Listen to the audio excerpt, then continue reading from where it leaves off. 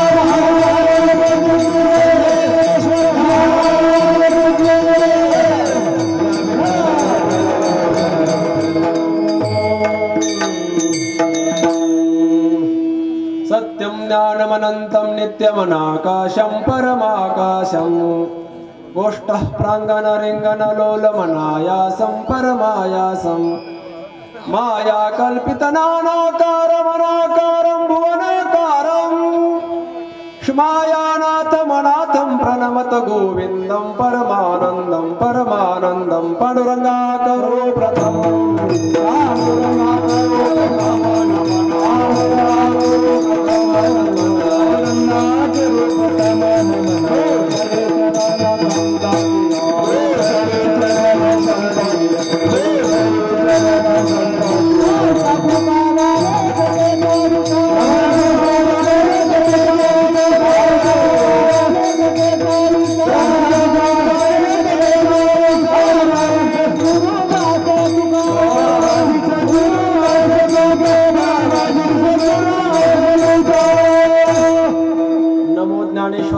ज्ञानेश्वरा निवृत्ती उदारा सोपान देवा मुक्ताबाई नमो त्रिभुवन पावनी आद्यत्रय जननी देवाची धन्य धन्य एकनाथा तुमचे पायी माझा माथा सेवे लागे सेवक झालो तुमच्या लागलो निज चरणा अहो स्वामी तुकया देवा यावरी न करावा अवेरो काय माझी वाणी मानेल संतांसी रंजव चित्तासी आपोलिया माझे वाणी तुझे वर्णी गुणनाम ऐसे दे प्रेम काही कळा मस्तक हे पायावरे या वार करे संतांच्या विठाला विठाला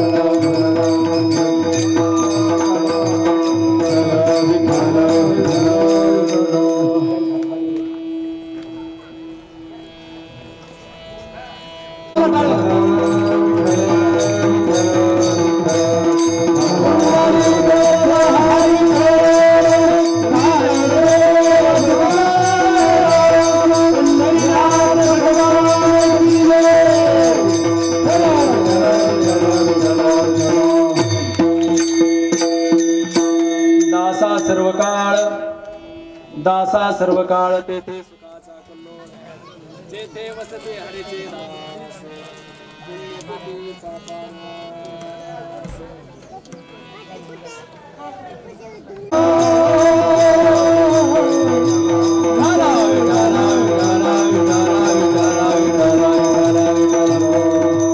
दासा सर्व काळ तेथे सुखाचा कल्लोळ जेथे वसती हरीचे दास पुण्यपिके पापानास सृष्टीच्या कणाकणामध्ये विराजमान भगवान श्री पंढरीनाथ परमात्मा भगवत स्वरूप संत वृंद तथा आत्मस्वरूप कीर्तन प्रेमी भाविक सज्जन माता भगिनी तुम्हा सर्वांच्या सेवेसाठी निवडलेला अभंग महान भगवत भक्त जगदवंदनीय जगद्गुरु संत श्रेष्ठ श्री तुकाराम महाराज यांचा एक अत्यंत महत्त्वपूर्ण असा अभंग असून महाराजांच्या अभंग गाथेमध्ये संतपर या प्रकरणातील हा अभंग आहे। या प्रसिद्ध अभंगामधून श्रीमंत श्री जगद्गुरु तुकोबार आहे अखिल कोट ब्रह्मांड नायक श्री हरी परमात्म्याचं ज्यांनी दास्यत्व स्वीकारलेलं आहे त्या दासाची सर्व सुखरूपता प्रतिपादन करून भगवान श्री हरी परमात्मा त्या दासाच्या दास्यत्वाला किती आणि कसा प्रतिसाद देतो याचं अत्यंत सुमधुर गोड असं चिंतन या अभंगाच्या द्वारे करतात। विठाला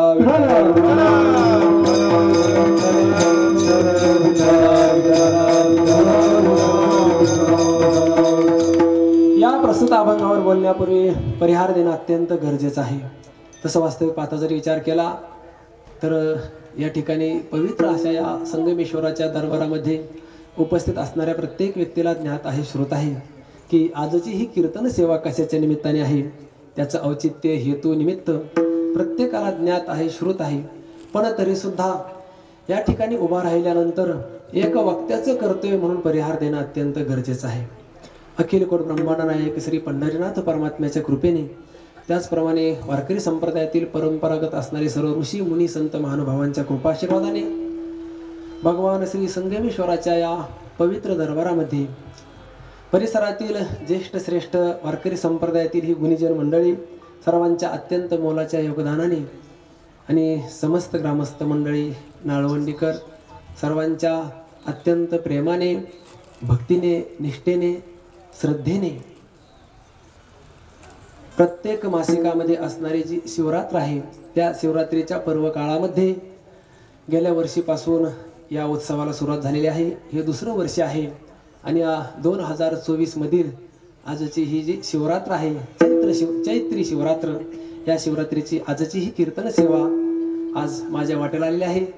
या ठिकाणी या कीर्तन सेवेचं निमंत्रण ज्यांनी आग्रहपूर्वक मला दिलं असे आमच्या वारकरी संप्रदायातील सर्व अत्यंत जिव्हाळ्याची जी भजनाची साधना करणारी मंडळी आहे सर्वांचे अत्यंत प्रिय गोड असं व्यक्तिमत्व या भूमीचे भूमिपुत्र श्री हरिभक्तीपरायण पाटील अण्णांच्या माध्यमातून या ठिकाणी कीर्तनासाठी उपस्थित आहे।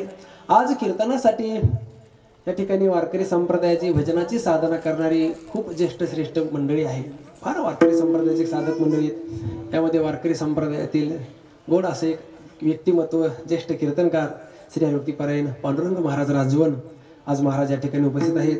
त्याचप्रमाणे श्री हरिभक्तीपरायण गायनाचार्य जगताप महाराज उपस्थित आहेत। त्याचप्रमाणे श्री हरिभक्तीपरायण संगीत विशारद श्री पद्मले गुरुजी उपस्थित आहेत। त्याचप्रमाणे इमामपूरचे भूमिपुत्र असणारे गान कोकिळा श्री हरिभक्तीपरायण महादेव महाराज चव्हाण महाराज उपस्थित आहेत।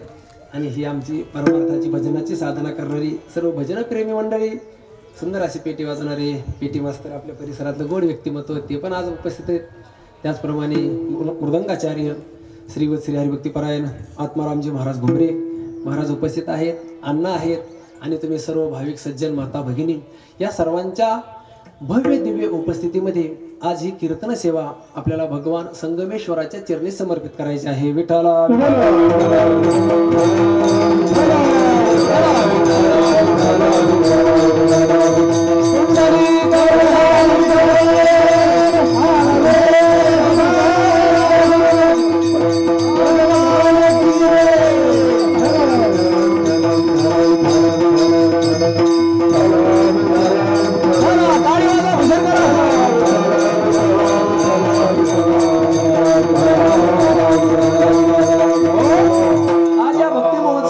अत्यंत प्रेमाने भक्तीने श्रद्धेने उपस्थित आहेत सर्वांना माझा वारंवार प्रमाण आहे। आज या ठिकाणी या भव्य दिव्य सोहळ्यामध्ये या सर्व भाविक भक्तांना ज्यांनी महाप्रसादाची सेवा केलेली आहे अशांनाही कोटी कोटी धन्यवाद आहे। या अत्यंत पवित्र काळामध्ये आज ज्यांच्या अंतःकरणामध्ये त्या सर्व भाविकांना प्रसादाची सेवा करावी अशी त्यांच्या अंतःकरणात इच्छा निर्माण झाली ते या ठिकाणी उपस्थित आहेत आणि त्यांची सेवा पण आहे। त्यांनाही परत परत धन्यवाद देतो आणि या अभंगावर काहीच चिंतन करण्याचा प्रयत्न करतो। तुमच्या सर्वांच्या सेवेसाठी घेतलेला अभंग हा जगद्गुरु तुकाराम महाराजांचा अभंग आहे। अत्यंत सुमधुर गोड असा अभंग आहे। महाराजांच्या अभंग गाथेमध्ये जे संतपर प्रकरण आहे त्या प्रकरणामध्ये हा अभंग सापडतो. जगद्गुरु तुकोबारायांनी या अभंगातून भगवंताचं ज्याने दास्यत्व स्वीकारलेलं आहे, जो भगवंताचा दास झालेला आहे, त्या दासाला त्याच्या जीवनामध्ये किती सुखरूपता आहे, त्याची कशी आहे ती विशेषत्वाने जगद्गुरु तुकोबारायांनी या अभंगातून सांगितलेलं आहे. विठाला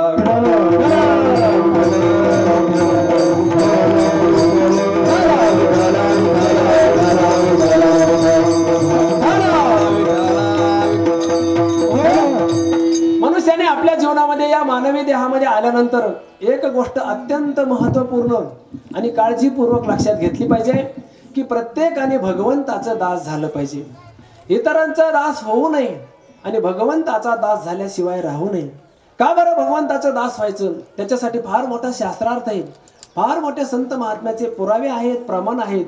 ज्याने आपल्या जीवनामध्ये भगवंताचं दास्यत्व स्वीकारलेलं आहे त्याचं जीवन हे अत्यंत मंगलमय जीवन असतं. जो भगवंताचा दास झाला, जो प्रभूचा दास झाला, त्याचं संपूर्ण जीवन हे आनंदात जीवन जातं आणि अंतकाळाच्या वेळेला त्याला परमात्म धामाची प्राप्ती होते. ऐका मंडळी, आणि जो भगवंताचं दास्यत्व स्वीकारत नाही, भगवंताची उपासना सेवा करत नाही आणि नुसतं जीवन जगत राहतो, असे जीवन जगणाराचं जे जीवन आहे ना, त्याचं जे आयुष्य आहे ते आयुष्यही व्यर्थ आहे आणि त्याच्या जीवनामध्ये कधी सुख समाधान प्राप्ती होत नाही आणि अंतकाळाच्या वेळेला अशा व्यक्तीला नरकाला जावं लागतं. म्हणून भगवंताचं भजन केलं पाहिजे.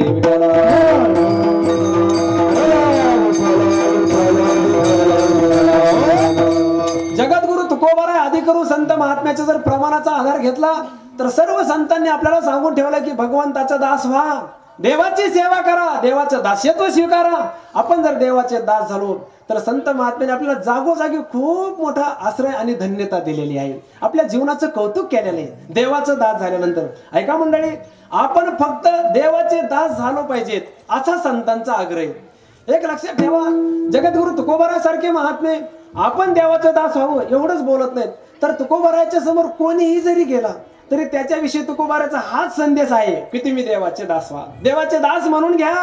अरे या पवित्र नरदेवामध्ये आलोत ना तर आपण देवाचं दास्यत्व केलं पाहिजे.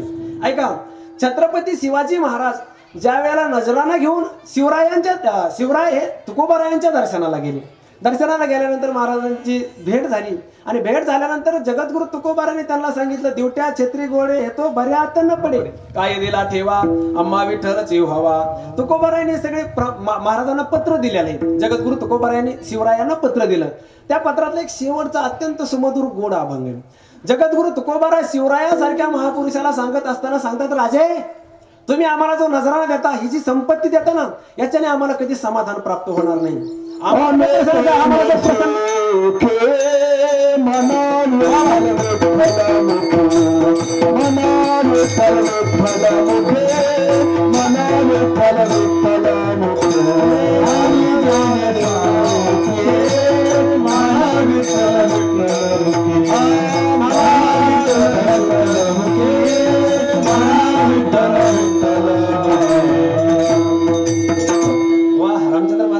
प्रमाण दिलं मला ते जानवर, म्हणजे किती सुंदर प्रमाणे महाराज तुकोबारा म्हणतात शिवरायन महाराज, आम्ही तेने सुखे म्हणा विठ्ठल विठ्ठल मुखे हे र तुमचे विठ्ठल ते माझ्या मृत्तिके समान. तुकोबाराचे शब्द आहेत महाराज. तुकोबारा म्हणतात, महाराज फार करा आमच्यासाठी, आम्हाला प्रसन्न करायचं ना, आणि तुमच्याकडून आम्हाला एकच अपेक्षा आहे, कंठे मिरवा तुळशी व्रत करा एकादशी, मनवा हरीचे दास तुका म्हणे मज हे आस.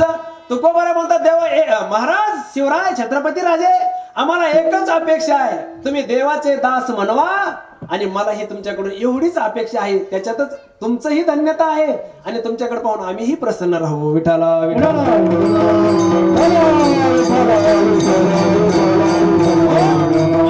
छत्रपती शिवरायांसारखे युग पुरुष, हिमालयाच्या तोडीचे एक उत्तुंग व्यक्तिमत्व. हे भैया हे सोनू ओ पटेल बसा बसा बसा बसा बसा बसले. बरं झालं, आनंद वाटला. बरं मला वाटलं राजे काय कुठे युद्धावर चालले का काय, घाबरलं होतं ना महाराज. ते जर गेलं असतं का मला अटॅकच आला असता.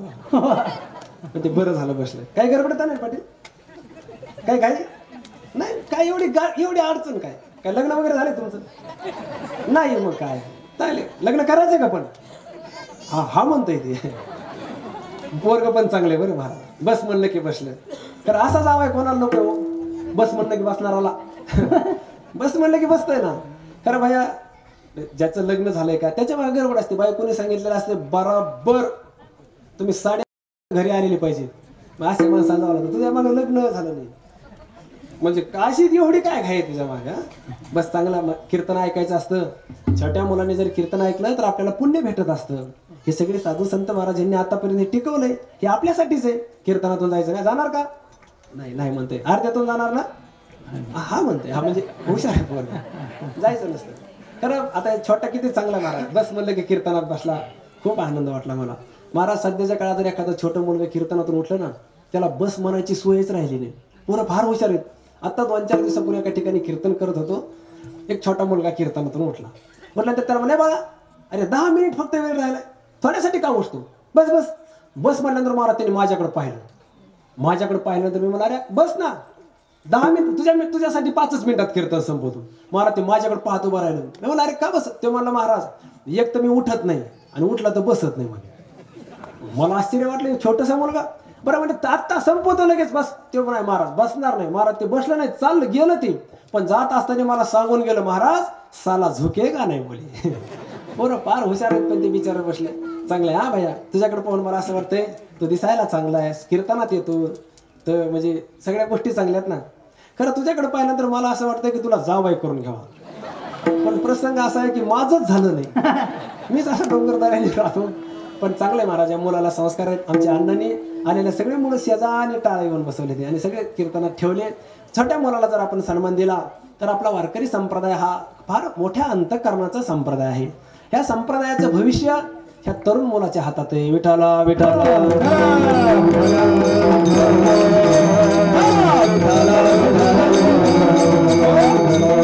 बघ बरं काय ह्याच्या छोट्या मुलं आपण बोलत बोलत बाजूला गेलो. काय नेमकं काय सांगत होतं ते बी विसरून गेलो मी.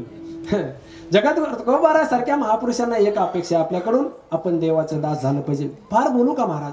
जगद्गुरु तुकोबारा इतकं स्पष्ट बोलतात आपल्याला तुम्हाला जर या मानवी देहात यायचं असेल मनुष्य रूपी म्हणून जर तुम्हाला जन्म घ्यायचा असेल एक मानव म्हणून जर वावरायचा असेल ना स्त्री असा अथवा पुरुष असा या मानवी देह धारण करून जर तुम्हाला मृत्यूलोकात जर वावरायचं असेल तर ऐका देवाचं दास होऊन जन्माला यायचं असेल तर जन्माला या. जन्माला यायचे मानवी देहात तर देवाचे दास व्हा. नाहीतर तुमच्या वाचून काही राहिलेलं नाही. तुकोबार आहे महाराज सर्वसामान्य समाजाला बोलत असताना तरीच जन्मायावे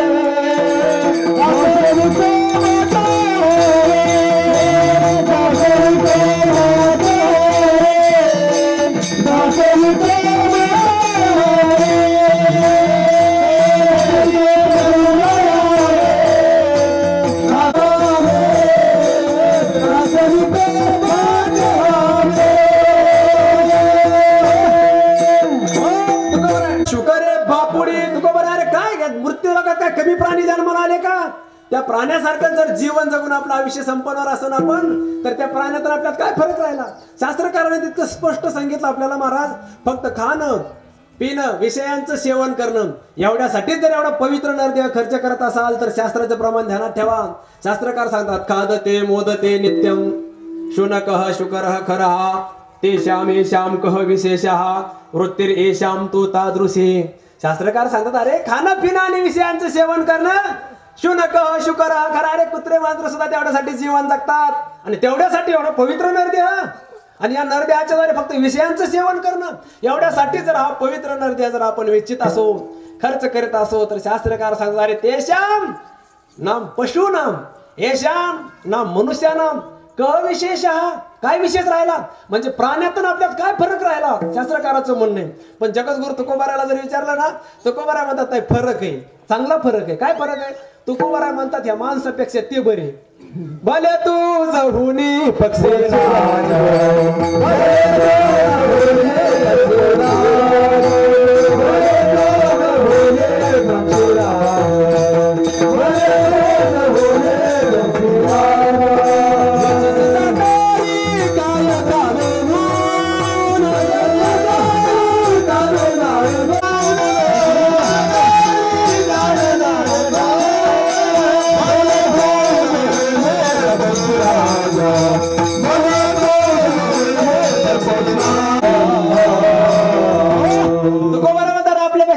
पक्षी श्रेष्ठ, कारण हे पशु पक्षी जीवन जगत असतात, जीवन जगतात ते फक्त स्वतःसाठी जगतात, ते दुसऱ्यासाठी जगत नाहीत. आपण आपल्यासाठी जीवन जगून आपल्या परिवारासाठी कुटुंबाच्या सेवेसाठी जीवन व्यर्थ खर्च करत राहतो. त्याच्यासाठी तुकोबारासारख्या संत महात्म्याला म्हणावं लागले आपल्यापेक्षा त्यांचं जीवन श्रेष्ठ. आपण जर देवाचं भजन भक्ती करत नसाल, आपण जर देवाची सेवा करत नसाल, देवाचं भजन देवाचं दास्यत्व जर आपल्याकडून होत नसेल, तर आपलं जीवन हे अत्यंत हानिकारक जीवन आहे. महाराज तुम्हाला शास्त्र सांगतो, उपनिषदामध्ये कठोपनिषद नावाचं एक उपनिषद आहे. आम्ही ज्या वेळेला होळमध्ये परमपूज्य आदरणीय गुरुवर्य श्री गुरु परमहंस परिव्राजकाचार्य भारतानंदजी स्वामीजी महाराजाकडे शिकत असताना स्वामीजीने 3ऱ्या क्रमांकाला जे आम्हाला उपनिषद शिकवलं, त्या उपनिषदाचं नाव आहे कठोपनिषद. फार सुंदर उपनिषद आहे, फार मोठा शास्त्रार्थ आहे त्याच्यामध्ये, पण त्याच्यात एक कथा आहे. नचिकेत नावाचा एक छोटासा बालक आहे, एका ऋषीचा मुलगा आहे. त्याच्या वडिलांनी, त्या नचिकेतेच्या वडिलांनी त्याला वर दिला, अरे तो मृत्यू दादा, मी तुला मृत्यूला दिलं. आता तो काय दिलं काय सगळं सविस्तर सांगण्याची गरज नाही. वडिलांच्या वरानुसार तो मुलगा यमराजाच्या दरबारामध्ये गेला. यमाची नगरी, त्या नगरीमध्ये त्याचा प्रवेश झाला. फिरत फिरत फिरत यमराजाच्या घराच्या समोर येऊन उभा राहिला. भव्य दिव्य यमराजाचा महाल आहे, त्या महालाच्या समोर येऊन उभा राहिला. त्याच्या अंतःकरणात तीव्र इच्छा आहे की मला यमराजाची भेट घ्यायची. यमराजाच्या दारात तो बालक उभा आहे. दारात उभा राहून त्याने आवाज दिला, यमराज आहेत का घरात? यमराज आहेत का? असं म्हटल्यानंतर महाराज ती यमराजाची पत्नी बाहेर आली. दारात येऊन पाहते तर छोटासा बालक. अरे कुठून आला? त्याने सांगितलं मृत्यू लोकातून आलो. का आला? त्या बालकाने सांगितलं तुमच्या मालकाची भेट घेण्यासाठी आलो. मालकाची भेट घेण्यासाठी? यमराजाची भेट? हो, त्यांना भेटण्यासाठी आलो.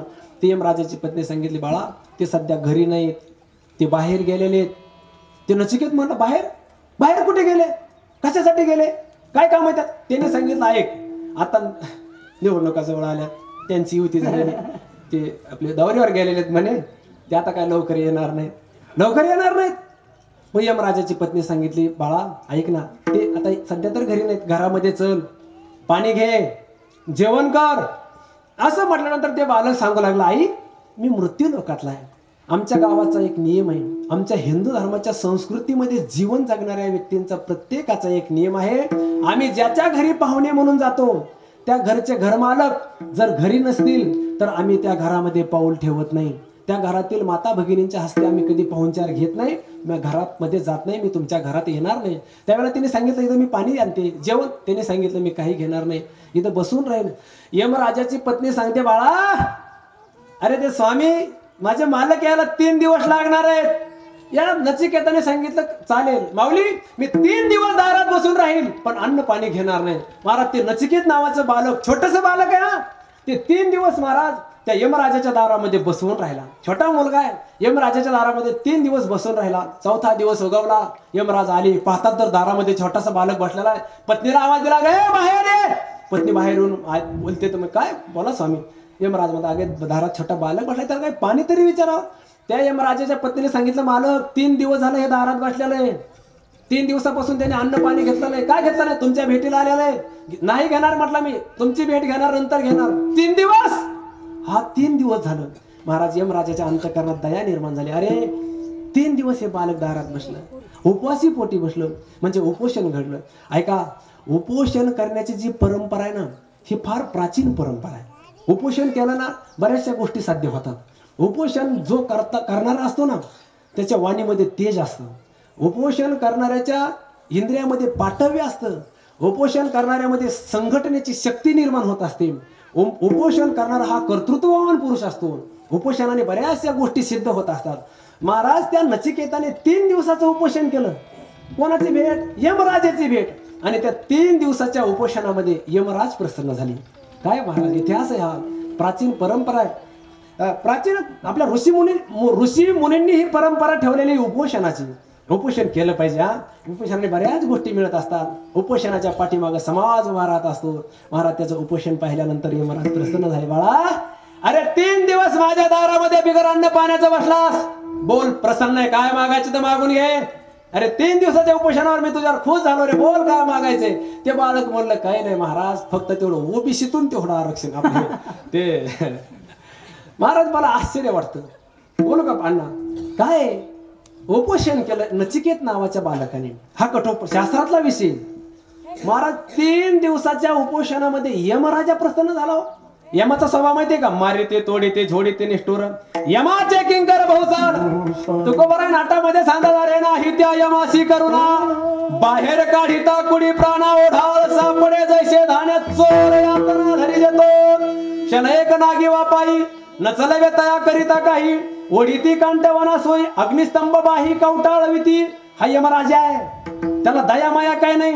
तुम्ही जर वर गेले ना गेल्याबरोबर मारायला सुरू करतो बघा तो. कोणाचे बांध लुटले, कोणाच्या हरभऱ्याचे दुसऱ्याचे कळ आपल्या रानात आणून टाकले, वैरणीच्या पेट्या कोणाच्या इकडे गंजीला आहे. ते सगळं ध्यानात ठेवत महाराज. त्याला क्रूर आहे तो. क्रूर स्वभावाचा एकच आहे तो म्हणजे यमराज, ज्याच्या अंतःकरणात दया नाही माया नाही. पण असा यमराज अंतःकरणात दया नसणारा यमराज 3 दिवसाच्या उपोषणावर प्रसन्न झाला. किती दिवसाच्या? 3 दिवसाचं उपोषण केलं महाराज. यमराजाच्या अंतःकरणात दया फुटली. क्रूर अंतःकरणाचा असून मग आता तुम्ही सांगा 17 दिवसाचं उपोषण केलं तरी ह्या दैत्याच्या अंतःकरणामध्ये काही झालं नाही मला. दया नाही माया नाही.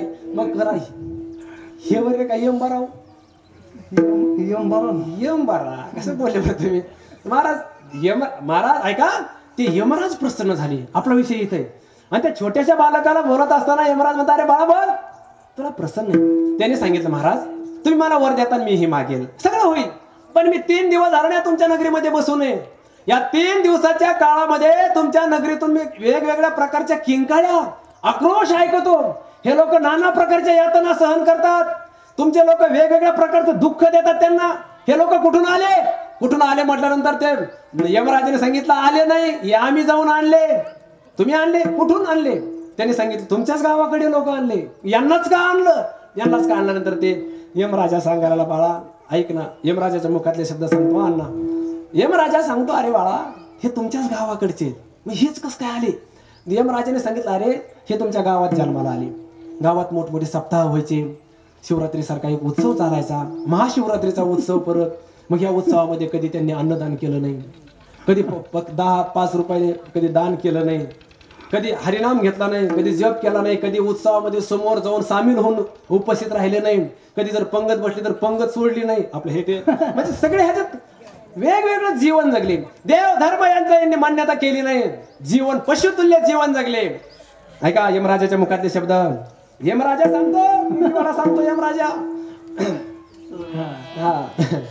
यमराजा सांगतो ऐका बाळा हे लोक जीवन कसं. आता यमराजाच्या मुखातले शब्द सांगतो. यमराज सांगतो न सांपराय हा प्रतिभाते बालम प्रमाद्यंते वित्त मोहेन मूढम अयम लोकाः नास्ते परयते मानी पुनः पुनः वशम आपद्यते मे. यमराजा सांगतो अरे बाळा पुन्हा पुन्हा मे वशम आपद्यंते. हे लोक आता जरी इथे आले ना हे परत मृत्यू लोक जातात आणि परत परत मी त्यांना इथं आणतो, नाना प्रकारच्या यातना देतो. मम धाम के मम धाम जनन मरण दुःख लक्षण प्रबंधारूढ एव. म्हणजे ज्या ठिकाणी जन्म मरणाचं दुःख भोगूनही तिथं यम दरबारामध्ये परत वेगळ्या प्रकारचं दुःख भोगावं लागतं. असं असणाराच यमाचं दरबार परत परत आपल्याला तिथं जावं लागतं. ज्ञानोबा सांगतात यमाचा पाहुणा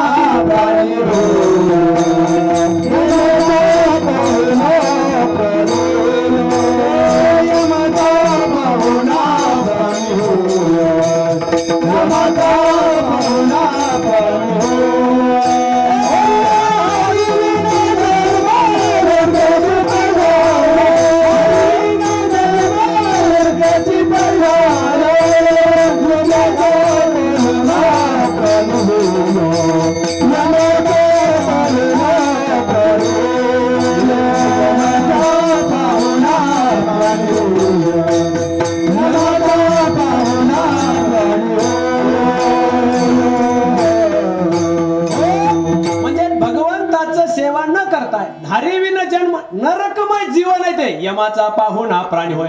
यम दरबाराचा पाहुणचार घ्यायला जावं लागतं. आता जे पाहुणचार घेता ना तुम्ही हे दुरडीच्या दुसऱ्या दिवशी हे जे पाहुणचार घ्यायला जाता ना पाहुण्याकडे येणं जाणं ठेवता ना त्या यात्रेमध्ये, तर हे आता तुमचं इथं दिसतंय पण नंतर तिथं पाहुणचार करणारे यम हे विसरू नका. हे ज्ञानोबाराचे शब्द आहेत. हरिवीन देवाला सोडून ह्या गोष्टी करताना तर यमाचा पाहुणा प्राणी होय हे भोगावा लागणार. म्हणून देवाचं दास्यत्व सोडून जर आपण इतरत्र जर जीवन जगत असू तर दुःखमय जीवन आहे, अत्यंत दुःखी जीवन आहे. महाराज भक्त प्रल्हादाच्या मुखातले शब्द सांगतो. भक्त प्रल्हादाला ज्यावेळेला भगवान नृसिंह प्रगट झाले हिरण्यकश्यपूचा वध केला आणि भक्त प्रल्हादाच्या समोर नृसिंह रूपाने भगवान परमात्मा प्रसन्न आहेत. त्यावेळेला बोल म्हणतात, अरे प्रल्हादा काय मागायचे तर माग. भक्त प्रल्हाद म्हणतो, देवा द्यायचंय ना तर एकच द्या, की मला तुमचा दास करून घ्या, कायम तुमचा दास्यत्व मला द्या. असं का बोलतो.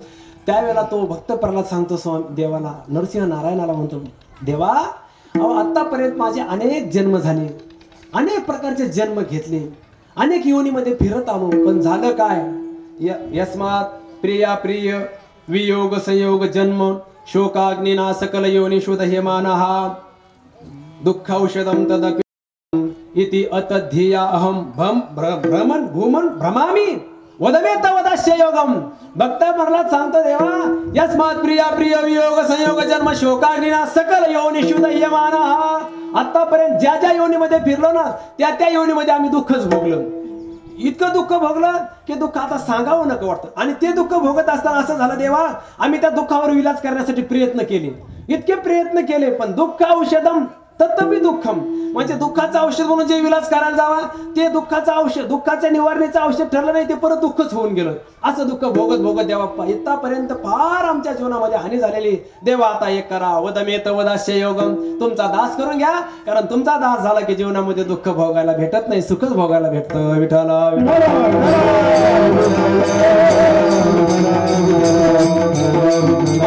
म्हणजे आपल्या जीवनामध्ये देवाचं दास झालं तर सुख आहे, ऐकून ठेवा परत.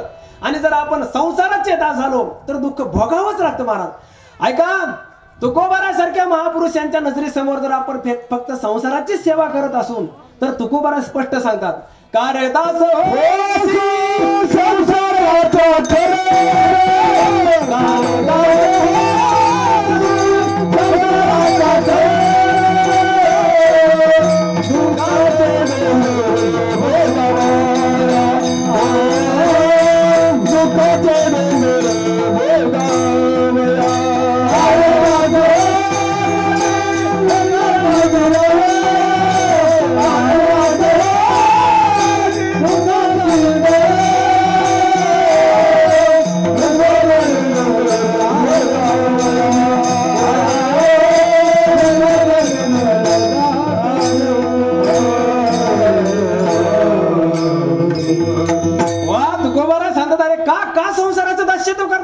संसाराचा दास का होतोस. म्हणजे संसाराचा दास जर झाला तर तुकोबारा त्याला खरं म्हणतात. खरं म्हणजे खरोखर नाही. इथं तुकोबारा म्हणतात, का रे दास होशी संसाराचा खरं. खरं या शब्दाचा अर्थ आहे गाढव, वैशाखनंदन. डायरेक्ट गाढव म्हणू नका हो, वाईट वाटतं महाराज. तुकोबारा म्हणा, जाऊ दे आता, महाराज म्हणलेच ना, का रे दास होशी संसाराचा खरं. खरं शब्दाचा अर्थ आहे गाढव. बरोबर. तुम्हाला गाढव माहिती का? गाढव पाहिलेले ना तुम्ही? वा. कधी असतं, कधी पाहिलेलं ते गाढव पाहिलेत का? वा. कधी? निवडणुकीच्या काळात गाढव पाहिले पण पोर हुशार आहे. हे खेड्यातलं कीर्तन आहे महाराज. खेड्यात पोराला काही विचार महाराज, ते बरोबर म्हणणार. तुम्ही गाढव पाहिलेलंच असते महाराज. शहरातल्या पोराला गाढव माहित नाही, बैल माहित नाही, गाय माहित नाही, म्हैस, कोणता पशुच माहित नाही महाराज. शहरात प्रश्न विचारायची सोयच नाही महाराज. एका पोराला मी कीर्तनात संभाजीनगर मध्ये कीर्तन करत होतो. शहरात मध्ये भागीच कीर्तन होतं. त्याला विचार, पोरं गाढव माहितीये का तुम्हाला? वृषभ, त्याला वैशाखनंदन म्हणतात संस्कृतमध्ये. ते म्हणले वैशाखनंदन माहितीये. गाढव, त्यांना गाढव म्हणतात, कशाला म्हणतात हेच कळालं. ते एकमेकाला विचारलं, यार गाढव किसको कहते है, गाढव क्या चीज होती है. महाराज एक पोरग उभा राहिलं. ते मला, महाराज सोपं गणित आहे ना, गाढव. त्याला मला सांगताय तेव्हा, अहो महाराज मी सांगतो गाढव कोणाला म्हणते. नक्की? हा नक्की सांगतो म्हणे. म्हणा सांग. ते म्हणलं, महाराज सांगू का? अरे सांग ना गाढव कोणाला म्हणते. महाराज ते माझ्याकडे बघून हसू लागलं. म्हणलं, अरे गाढव एवढं सोपं शब्द सांगतो म्हणतो, सांगा ना. ते म्हणलं, सांगू का महाराज? अरे मला सांग ना. ते म्हणलं, महाराज गाढव ना, गाढव पप्पाला म्हणते. मला आश्चर्य लागलं ना. आता बरोबर खरं सांगा, पप्पाला कुठे गाढव म्हणतात खरं? पप्पाला बैल म्हणतात आहे ना. आता हे ते म्हणजे म्हणत नाही तो, आपल्याकडे म्हणायची प्रथा नाही. त्याला म्हणलं, असं कसं का खोटं बोलतं, पप्पाला कुठे गाढव म्हणतात का? ते म्हणलं, खोटं बोलतं. ते म्हणलं, महाराज मी खोटं बोलत नाही. माझ्या मम्मीने सांगितलं कोणाला कधी खोटं बोलायचं नाही. आणि तुम्ही तर कीर्तनकार महाराज आहे, मी तुम्हाला कसं काय खोटं बोलल? म्हणून मग खोटं बोलतो. ते म्हणलं, महाराज मी तुम्हाला 101% गॅरंटी देऊन सांगतो की गाढव नावाची जी वस्तू आहे ना, ते कोणाला म्हणतात? पप्पालाच म्हणतात महाराज. म्हटलं असं कसं काय? पप्पाला गाढव कसं काय म्हणतात? ते म्हणलं, महाराज काय असते, सकाळच्याला मम्मी सकाळी सकाळी लवकर मला अभ्यासाला बसवते. मी अभ्यास करत असतो, मम्मी काहीतरी स्वयंपाकाच्या कामामध्ये असते, सकाळचा प्रसंग असतो आणि मम्मी मला 10-10 मिनिटाला जाऊन सांगते, ए पप्या त्यातल्या खोलीत जा, ते गाढव झोपलं, त्या गाढवाला उठव. तेव्हापासून माझ्या लक्षात आलंय की गाढव पप्पालाच म्हणतात असं म्हटलं बघा. ते विठाला विठाला आपली परवा तुम्ही गाढव पाहिलं. गाढव कोणाकडे असते? हा ऐक हा वा इटावाल्याकडे बरोबर आहे त्यांचं. इटावाल्याकडे गाढव कशाला असतं रे? इटा वाह्याला. वा आणखी इटा कशाचं तयार करतात? हा वा आणखी त्या गाढवावर काय आणतात? माती विटा. बरोबर आहे ना? पूर्व सर यांनी पाहिलेले हो. गाढव कोणाकडे असते? विटावाल्याकडे.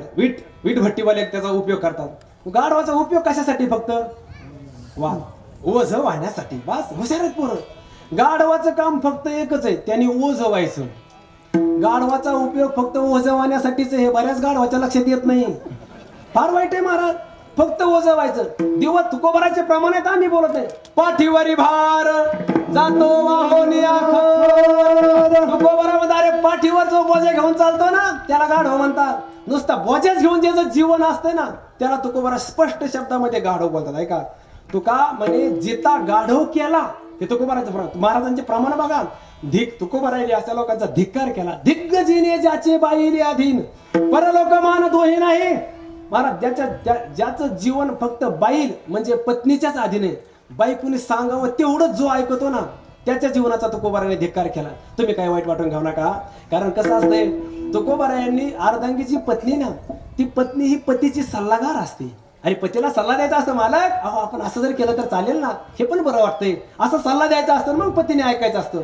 पण ज्याची बायको फक्त सांगते बस बस म्हणलं की बसलं महाराज. उठ उठ म्हणलं की उठलं, सुट म्हणलं की सुटलं. असं जे आहे ना गाढव आपले हे गावडा असं जे आहे ना नवरा त्याला तुकोबारा गाढव म्हणतात. विठाला विठाला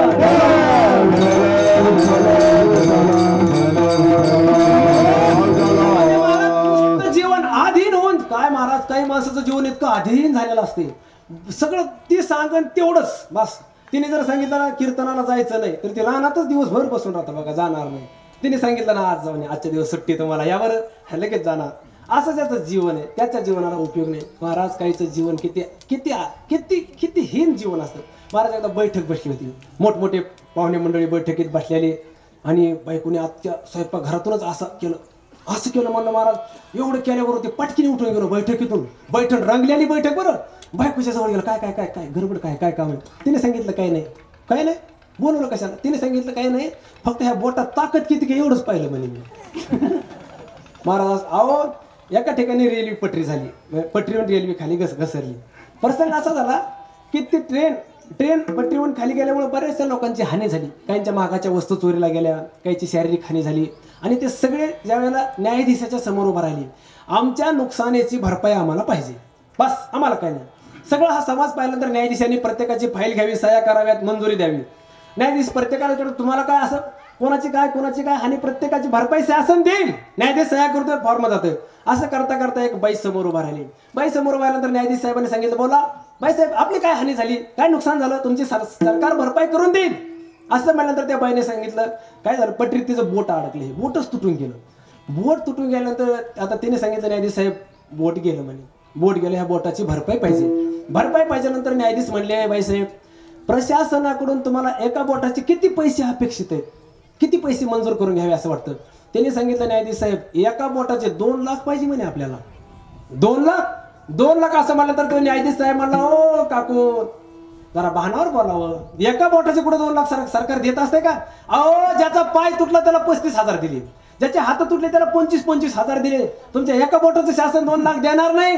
तिने सांगितलं न्यायाधीश साहेब 2 लाखापेक्षा 1 रुपये पण कमी घेणार नाही, 2 लाखच घेणार, हलणारच नाही. तेच न्यायाधीश म्हणला असं का, एका बोटाचे 2 लाख तुम्हाला कशामुळे पाहिजेत, का पाहिजेत? तिने सांगितलं न्यायाधीश साहेब एका बोटाचे 2 लाख मला पाहिजेत, कशामुळे पाहिजेत, का बरं 2 लाख? तिने सांगितलं न्यायाधीश साहेब माझा जो नवरा आहे ना म्हणे, नवऱ्याला 2 लाख रुपये पगार आहे, त्याला महिन्याला 2 लाख घरात घेऊन येतोय म्हणे माझा नवरा, महिन्याला 2 लाख घरात आणतोय. हा मग ते न्यायाधीश म्हणला तुझ्या नवऱ्याला 2 लाख रुपये पगार आहे महिन्याला, तर तुझं बोट गेलं तर ह्या बोटाचा आणि त्या 2 लाख पगारीचा काय संबंध आहे? एक बोट गेलं तर त्या एका बोटाचे 2 लाख का पाहिजेत? नवऱ्याला 2 लाख पगार इथपर्यंत ठीक आहे ना, पण ह्या बोटाचे 2 लाख का? तिने सांगितलं न्यायाधीश साहेब अहो नवऱ्याला महिन्याला 2 लाख आहेत ना, 2 लाख महिन्यात घरात 2 लाख रुपये महिन्याला घेऊन येणारा माझा नवरा, त्याला मी एकाच बोटावर फिरत होते, ती बोटच उडून गेला, आता काय करू म्हणे. आता ते म्हणे 2 लाख रुपये, असं संगतीला होतात बघा. विठाला म्हणजे ज्याचं जीवन धिक्क आहे, फक्त पत्नीच्या इशाऱ्यावरच जो जीवन जगतो. बाईलेचा दास हे तुकोबारांचे प्रमाण आहेत. पितराची उदास भिक भिकाऱ्यास नये दारा. तुकोबाराने अशा लोकांचा धिक्कार केला. असं दास्यत्वाने जे जीवन जगतं ना, त्याचं जीवन अत्यंत हीन जीवन आहे. आणि मग तुकोबारा अशाला खरं म्हणजे गाढव म्हणतात. गाढव महाराज दिवसभर बोजा वाहत, दिवसभर ओझं वाहत, आणि ज्यावेळेला संध्याकाळची वेळ येते ना, त्यावेळेला त्याचा मालक काय हिरवा चारा टाकतो का रे समोर? नाही. पेंट गाढवाला पेंट असते काय? पेंट नाही महाराज, काही नाही. गाढवाला बोजा वाहून झाला की दिवस मावळाच्या वेळेला तो मालक 2-4 फटके मारतो, काढून देतो. जा कुठे हे चर, काम माझं कर. हा संकेत असतो महाराज. तसा संसार आहे. हा जो संसार आहे ना, तुम्ही कितीही रात्रंदिवस संसाराचं बोजा व्हा, रात्रंदिवस काबाड कष्ट करा महाराज. किती लोक संसारासाठी पळतात महाराज. धर्म वेद काय विधी निषेध काही पालन करत नाहीत, रात्रंदिवस संसाराचा बोजा वाहतो ना. हा जो संसार आहे ना, तुम्ही इतका बोजा व्हायला ना, तर हा अंतकाळाच्या वेळेला वृद्धापकालामध्ये हाच संसार तुम्हाला सुख समाधान, हिरवा चारा जसं तुम्हाला देत नाही, तसा संसार सुख समाधान देणार नाही. तुम्हाला दुःखाचेच फटके खावे लागणार. विठाला मी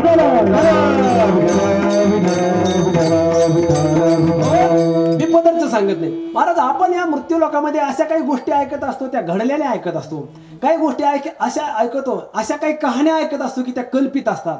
आमचे ज्ञानोबा सांगतात, या संसार आणि सुख याचा जर विचार केला तर ही कहाणी पण आतापर्यंत आम्ही ऐकली नाही. म्हणून मृत्यूलोकी सुखाची कहाणी ऐके जेल कवनाचे श्रवणी, कैची सुखनिद्रा अंतरुणी इंगळाच्या, हे ज्ञानोबारांचे प्रमाण आहेत महाराज. म्हणजे संसारामध्ये सुख नाही, दुःख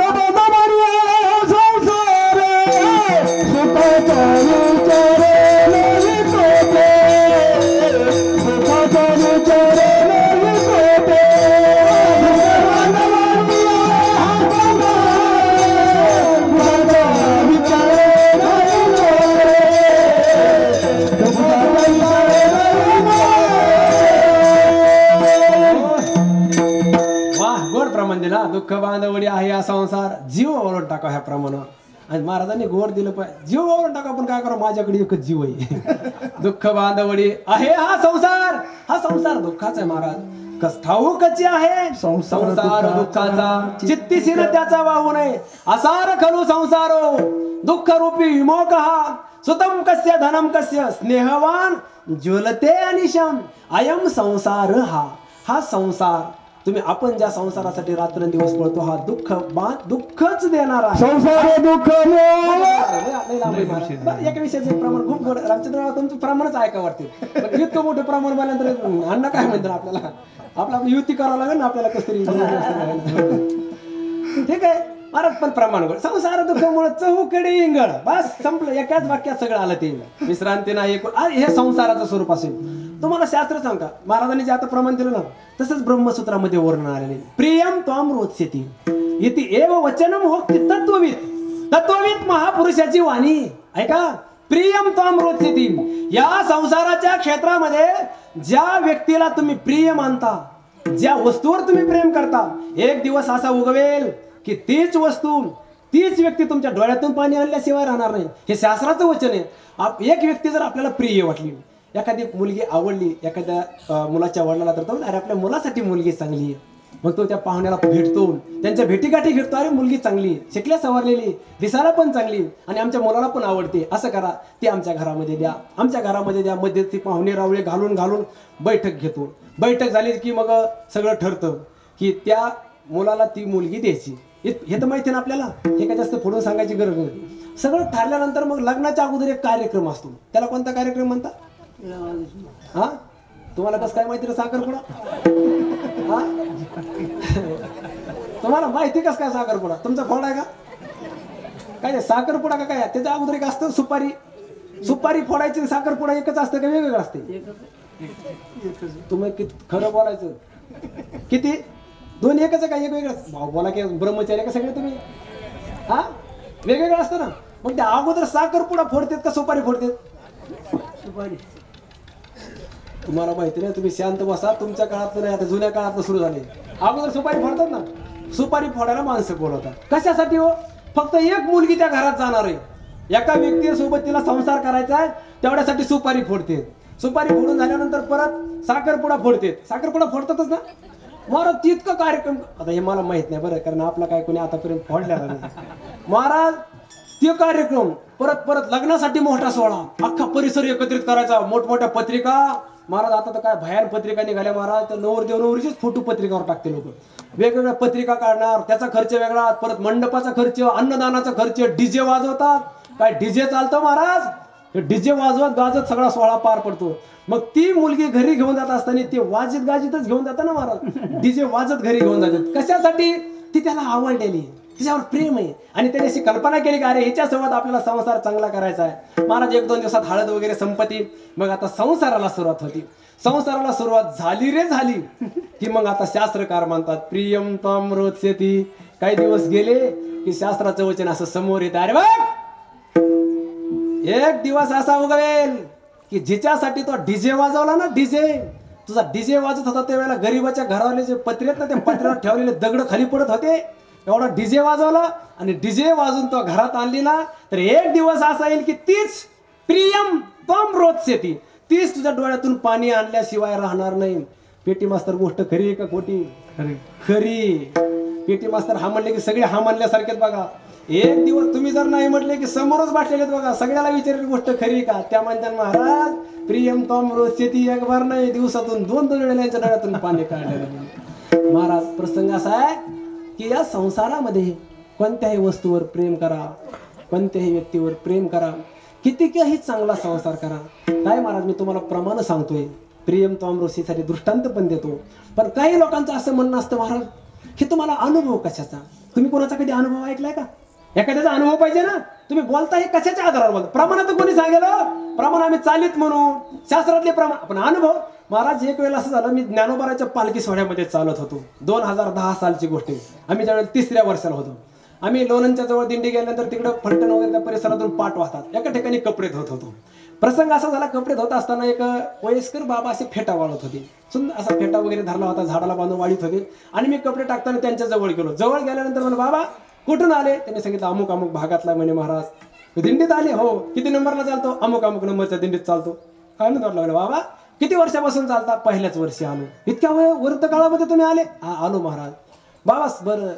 मी त्यांना विचारलं बाबा संसार कस काय, संसारात काय असते, संसारात काय असते, संसारात सुख दुःख असं विचारल्याबरोबर महाराज तो म्हातारा मनुष्य हातात फेटाय आणि ढसढसा रडू लागला.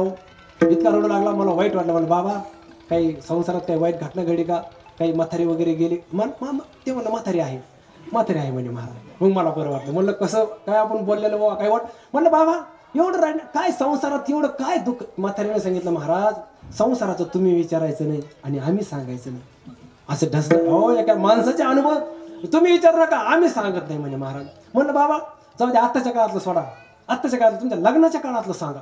महाराज लग्नातल्या काळातलं म्हटलं की रडलेलं मात्र हसू लागलो. त्याला ते व्हिडिओ दिसायला लागला. म्हणलं महाराज त्या काळातलं काय सांगायचं? बाबा म्हणलं बाबा सांगा. म्हातारा म्हणलं महाराज तुला लग्नाच्या अगोदरचं सांगू का? म्हणलं सांगा. म्हातारा म्हणलं ज्या वेळेला म्हातारीने मला प्रपोज केलं, मग म्हातारा बोलायला, म्हातारा इंग्रजी बोलू लागले महाराज. म्हणलं लग्न झालं? हा. मग म्हातारा सांगितलं महाराज आमचं लग्न झालं, हे विचाराने संसार करत होतो म्हणे. म्हातारा सांगू लागलं महाराज आम्ही दिसायला 2 जण होतो, पती पत्नी दिसायला 2 होतो, पण आम्ही एकच होतो अंतःकरणात का एक विचार होता. म्हातारा म्हणलं महाराज जर घरात चहा जर केला साधा चहा, तर चहा सुद्धा म्हातारीने मी एकाच बशीत पित होतो.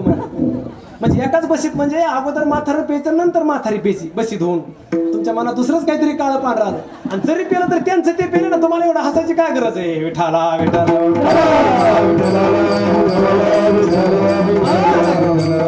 त्याचा अनुभव आहे का? किती सुख त्या अनुभव सांगताना किती आनंद आहे. पुढे काय झालं? अहो पुढं 2 मुलं झाले महाराज.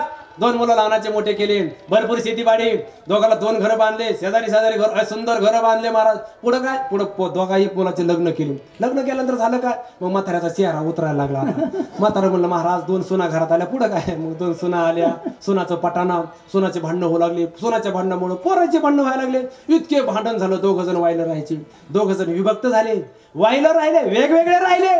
इतके कट्टर वाटण्या झाल्या म्हणे महाराज. एका घरातली प्रत्येक वस्तू 2 जागेवर विभागल्या गेली. घरातलं एक बेलनं 2 जागेवर केलं म्हणे त्यांनी. इतकी कट्टर वाटणी झाली. बरं त्यांच्या वाटण्या तिथं थांबल्या नाही. म्हातारीवर येऊन टाकल्या. म्हातारी घेतली धाकल्याने, म्हातारा उचललं थोरल्याने. दोघांच्या वाटण्या झाल्या. आता बघा हे संसारातले अनुभव कसे असतात. म्हातारा सांगू लागला महाराज, म्हातारी धाकल्याकडे गेली, म्हातारा थोरल्याकडे. आता वायला राहायचं, राहावंच लागतं, काय करता. मग काय करायचं, म्हातारं आणि म्हातारी दिवसभर ओसरीत बसून गप्पा हाणायचे जुन्या काळातल्या असं तसं. मग एके दिवशी काय झालं, धाकल्या सुनाने पाहिलं. म्हाताऱ्यासोबत गप्पा हाणीत बसली. दुपारच्या वेळेला घरी आली, पाहिलं बरोबर. ती म्हणली आता बाई काय चाललंय, काय नाही. म्हाताऱ्याला बोलते, काय संबंध आहे म्हाताऱ्याला बोलायचा. सून सांगू लागली, काय संबंध आहे. अजिबात त्या म्हाताऱ्याला बोलायचं, काय संबंध आहे तुमचा, अजिबात बोलायचं नाही. ती सासू म्हणली, असं काय नाही, मी सांगते ना त्या बाई घरात राहायचंय ना, अजिबात म्हाताऱ्या बोलायचंच नाही, म्हाताऱ्याला अजिबात बोला. हे बघा आत्याबाई ध्यानात ठेवा, बरं जर म्हाताऱ्याला बोलताना तुम्ही दिसलात तर चहाचा कप भेटणार नाही बरं तुम्हाला. चहा म्हातारी म्हणजे नाही ग बाई तुझंच खरं, नाही बोलणार. मग आता महाराज म्हाताऱ्यासोबत बोलणं बंद झालं. याला संसार म्हणतात. संसार आहे का महाराज, या संसार इथं थांबत नाही. मग आता काय हो, बोलणं बंद झालं. इकडे लक्ष द्या.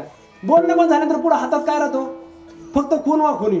सकाळच्याला उठलं, चहा प्यायच्या टायमाला म्हातारीकडे असं बघायचं, खून व्हायचं, चहा झाला का चहा.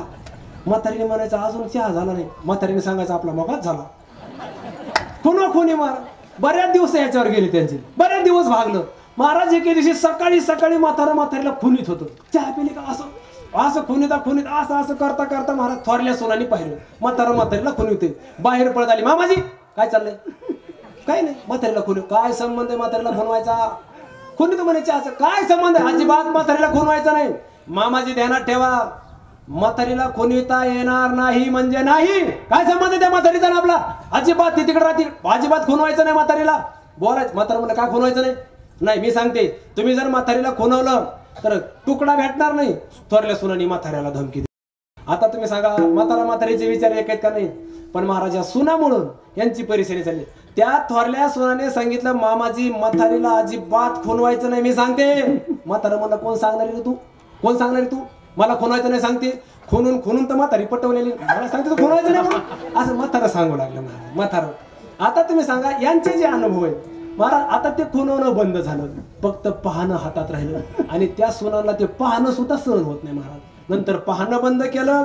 पहिल्यांदा बोलत होते, पुन्हा खुनीत होते, पुन्हा टुळू पाहत होते. आता फक्त मुळूच रडत आहेत बघा. काही हातात राहत नाही. हा संसार आहे. अयम संसार हा दुःख रूपी मोका. मग का हो महाराज, या संसाराचं स्वरूप असेल, संसार जर दुःखच देत असेल तर संसार करायचा कशासाठी. तुम्ही जर संसाराच्या एवढे विरोधात बोलता तर करायचा का, तर त्याचं कारण आहे मायबाप, संसार वाईट नाही हा, संसार फार चांगला आहे. संसार केला पाहिजे. संसार कशासाठी केला पाहिजे, एक कौटुंबिक जबाबदारी म्हणून संसार केला पाहिजे. ऐका, संसार आपल्याला आलेलं कर्म आहे म्हणून केला पाहिजे. संसार या देहाच्या उपजीविकेसाठी केला पाहिजे. संसार वाईट नाही हा. या देहाच्या सुरक्षितेसाठी, या देहाच्या पालन पोषणासाठी संसार केला पाहिजे. आणि या देहाने भगवंताची सेवा केली पाहिजे. विठ्ठला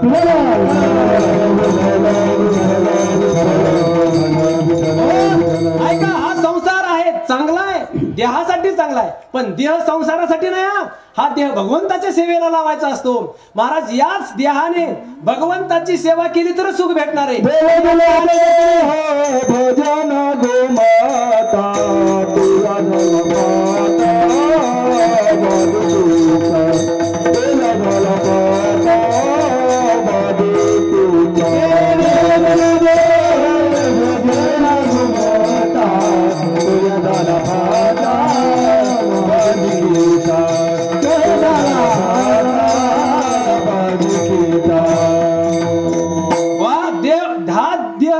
देवाच्या सेवेसाठी भजना गोमाटा. पण तो हा बाधिकेचा पाठ झाला म्हणजे आपण संसाराच या देहाने फक्त करतो. ऐका मायबाप, तुम्हाला एक थोडक्यात बोलू का, तुम्ही जर सगळे उत्तर देत असला तर सोपं सांगतो तुम्हाला. आपण जे डोक्याला टोपी घालतो, त्या टोपीचा उपयोग काय आहे, फक्त कशासाठी. आपल्या डोक्यावर जी ठेवलेली टोपी ती कशासाठी, डोक्यावर ठेवण्यासाठीच आहे ना, का दुसऱ्या टोपीने परत घरी काय काम करता तुम्ही. बोला, टोप्यावाले बोला, बिगर टोप्यावाले बोला, काय अडचण नाही.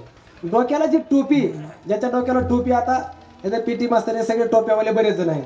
डोक्याला जी टोपी घालतो ती कशासाठी घालतो, वा कशासाठी, या डोक्याचं संरक्षण व्हावं, उन्हापासून संरक्षण. बरोबर आहे ना. टोपी ही डोक्यासाठी, काही म्हणतात टक्कल झाकण्यासाठी, ते प्रश्न नाही आहे.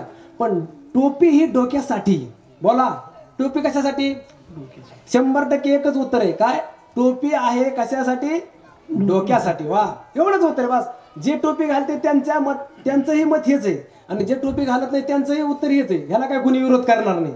आपलं हे जे विधान आहे ना, टोपी डोक्यासाठी, याला कोणाचा विरोध नाही, सध्या तरी कोणाचा विरोध नाही. टोपीचं काम काय? फक्त डोक्यासाठी ही टोपी. आता तुम्हाला पुढचा प्रश्न विचारू का? टोपी कशासाठी पोरं? डोक्यासाठी. डोकं कशासाठी? टोपीसाठी. वा, आमचं पुण्यच होतं याला समजायचं. डोकं कशासाठी? टोपीसाठी. वा, आणि खरंच काय काय माणसं डोक्याचा उपयोग फक्त टोपी ठेवण्यासाठीच करते. कळतच नाही महाराज. ऐका, टोपी डोक्यासाठी जरूर आहे, ऐका, पण डोकं टोपीसाठी नाही. डोकं दुसरं काहीतरी काम करण्यासाठी. तसा हा संसार देहासाठी जरूर आहे, पण देह संसारासाठी नाही. जर देह संसाराच्या सेवेला लावून संसारातून जर सुखाची अपेक्षा कराल तर जीवनात कधी सुख प्राप्त होणार नाही. या देहाने देवाची सेवा करायची. हा देह देवाच्या सेवेसाठी. विठ्ठला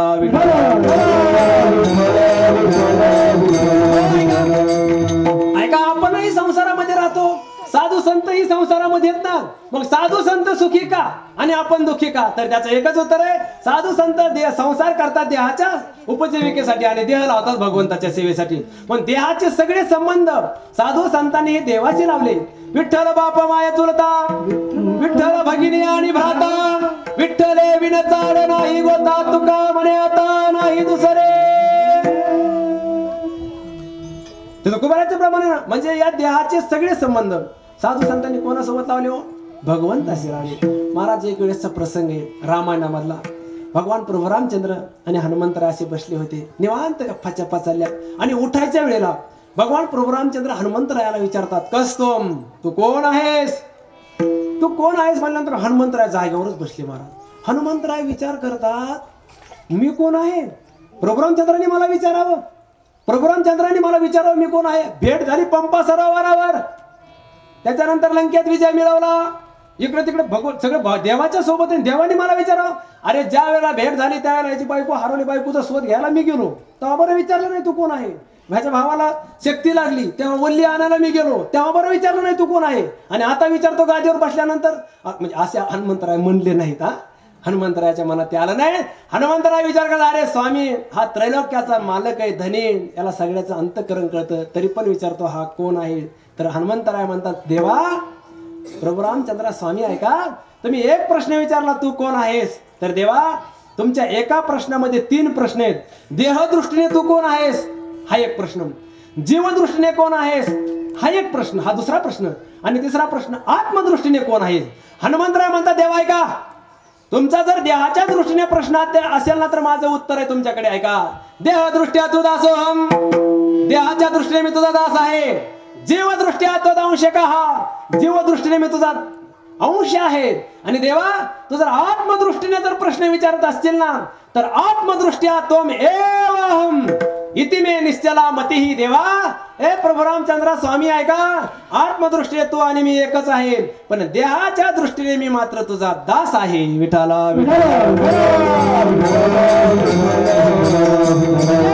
बघा, देहाच्या दृष्टीने संबंध लावला देवाच्या दास्यत्वासोबत, म्हणून हनुमंतराय जीवन सुखी. महाराज, आपलं गंमत अशी, आपले देहाचे संबंध सगळे मानवी शरीराशीच जोडलेले असतात. सगळ्या नात्याला जोडून आपण संबंध सांगतो.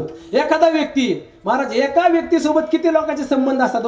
एक व्यक्ती, आता तुम्ही सांगा, त्याचा जर भाऊ भेटला आपल्याला, त्या भावाला विचारलं तो तुमचा कोण लागतो, तो भाऊ काय सांगतो? भाऊ लागतो. बरं, त्याच व्यक्तीच्या बहिणीला विचारलं तुमचा तो कोण आहे, तर बहीण सांगते, अरे तो माझा भाऊ आहे. आई भेटली तर आई काय म्हणते? माझा मुलगा आहे. बरं, त्याच व्यक्तीचे वडील भेटले तर वडील म्हणतात, अरे तो माझा मुलगा आहे. आजोबा भेटले तर आजोबा म्हणतात, माझा नातू आहे. बरं, त्याच व्यक्तीचं पोरग जर भेटलं तर छोट्या मुलाला विचारलं कोण आहे, तेव्हा माझा पप्पा आहे तो.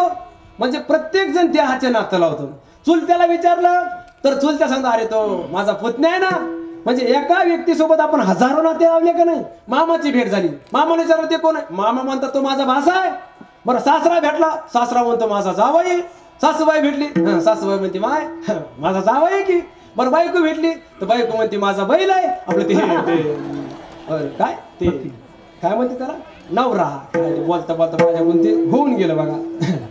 तसं काय माझा म्हणण्याचा अभिप्राय नव्हता. बरं, तुम्ही काय वाईट वाटू म्हणजे ते बोलता बोलता माझ्याकडून घडलं ते असे काय तुमच्या सर्वांची माफीच मागतो आपली माफी मागितलेली बरी काय होतं महाराज बोलता बोलता भावनेच्या भरात माणसाच्या तोंडातून कधी कधी खरीच शब्द निघून जाते असं नाही व्हायला पाहिजे तुमच्या सर्वांची माफी मागतो मी महाराज आता सांगा एका व्यक्तीसोबत किती नाते लावले हो हजारो नाते लावले पण त्यातलं एक तरी नातं देवाशी आहे का मग कसं काय समाधान प्राप्त होईल हनुमंतराय म्हणतात दास ओ हम मी तुझा दास आहे महाराज देवाचं जर दास झालो तर जीवन सुखी संसाराचे दास झालो तर जीवन दुःखी आहे तुकोबर आहे आम्ही संसाराचे दास झालो तर तुम्ही आम्हाला गाढव म्हणता ज्ञानोबारासारखेने गाढव म्हणावं तुकोबारासारखेने गाढव म्हणावं फक्त संसाराचे दास झालो म्हणून महाराज नाही तुमच्या शब्दावर आम्ही देवाचे दास व्हायला आज तयार आहोत उद्याच माळ घालतो देवाचे दास झालो महाराज आम्ही जर देवाचे दास झालो ऐका संसाराचं दास झालं तर तुम्ही आम्हाला गाढव म्हणून बोलले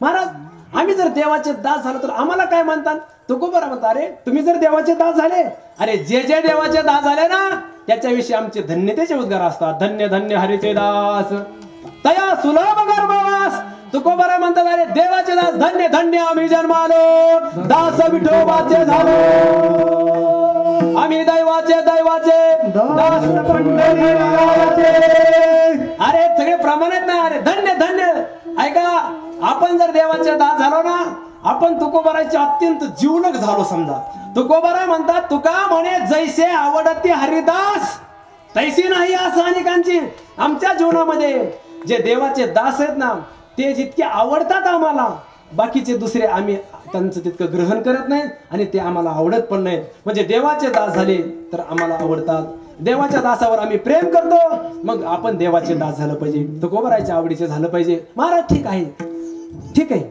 काही अडचण नाही तुम्ही म्हणता ना देवाचे दास तुम्ही आम्हाला धन्यता देता पण महाराज धन्यतेवर आमचं जीवन भागणार नाही तुम्ही धन्य धन्य हरीचे दास म्हणता ते आम्हाला म्हणते महाराज आम्हाला अपेक्षा आहे सुखाची आम्हाला सुख भेटलं पाहिजे सुखासाठी आमच्या अंतःकरणामध्ये तळमळ चाललेली महाराज आम्ही जर देवाचे दास झालो ऐका जर देवाचे दास झालो तर आमच्या जीवनात सुख भेटणार का तुकोबार म्हणतो हो काही काळजी करू नका देवाचे दास झाले ना त्याला सुख भेटतच नाही असं नाही सुख भेटणारच मग महाराज देवाचे दास झाल्यानंतर तुम्ही सांगता आम्हाला सुख भेटेल पण महाराज ऐका आम्हाला सुख पाहिजे पण ते सुख असं कधी कधी नकोय नित्य सर्व काळातलं आम्हाला सुख पाहिजे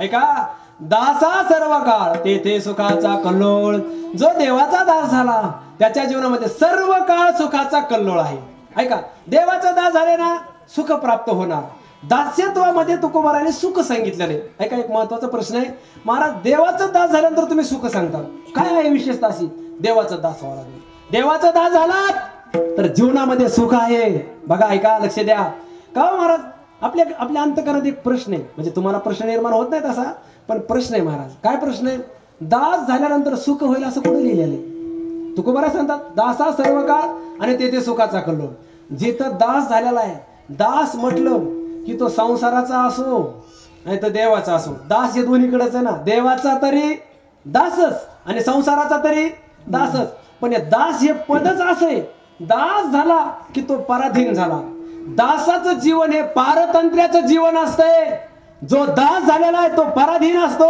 दुसऱ्याच्या हाताखाली ज्याला जीवन जगावं लागतं त्याला दास म्हणतात दुसऱ्या कोणाच्या तरी सत्तेखाली ज्याला राहावं लागते त्याला दास म्हणतात. आणि जिथं जिथं दास्यत्व आहे, जो जो दास झालेला आहे त्याचं जीवन पराधीन असतं. आणि एकदा पराधीन जीवन झालं की ज्याचं जीवन पराधीन झालं त्याच्या जीवनामध्ये कधी सुख समाधान भेटत नसतं. हा शास्त्र सिद्धांत आहे महाराज, शास्त्राचा अकाट्य सिद्धांत आहे. पराधीन म्हणजे दुसऱ्याच्या अधीन राहून जीवन जगणारी प्रजा कधी सुखी नसते. महाराज बघा, या भारत देशाचा जर आपण विचार केला ना, या भारत भूमीचा, तर या भारत भूमीवर अनेक परकीयांनी आक्रमण केली. परकीयांच्या सत्ता, खूप परकीयांनी सत्ता गाजवली या भारत देशावर.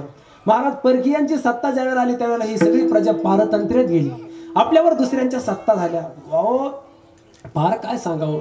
छत्रपती शिवरायांच्या काळामध्ये या महाराष्ट्रामध्ये 5 शाह्या राज्य करत होत्या. किती? निजामशाही, आदिलशाही, कुतुबशाही, मुघलशाही. महाराज यांचं राज्य होतं या महाराष्ट्रावर. आणि या 5 शाह्यांच्या जी फौजा ज्यावेळेला त्यांचे आक्रमण व्हायचे ना, त्यावेळी आपली सगळी प्रजा ही पारतंत्र्यातच जीवन जगत होती ना.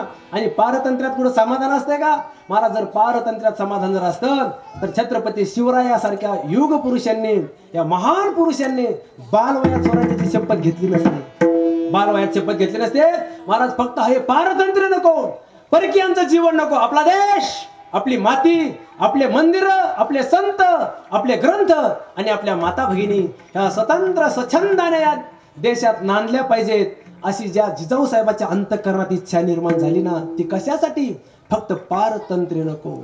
नको पारतंत्र्य आम्हाला. दुसऱ्याची सत्ता नाही पाहिजे. आमचं स्वराज्य स्वतंत्र स्वराज्य निर्माण व्हावं ही तो श्रींची इच्छा. कोणत्या श्रींची हो? जिजाऊ साहेबांची इच्छा आहे. महाराज जिजाऊ साहेबांच्या अंतःकरणामध्ये एक आग होती. ती आग ओकत होती की नको, ह्या आमच्या माता भगिनी सुरक्षित नाहीत, नको नको परकीयांची सत्ता. म्हणून 12 वयात छत्रपती शिवराय महाराज शपथ घेतात.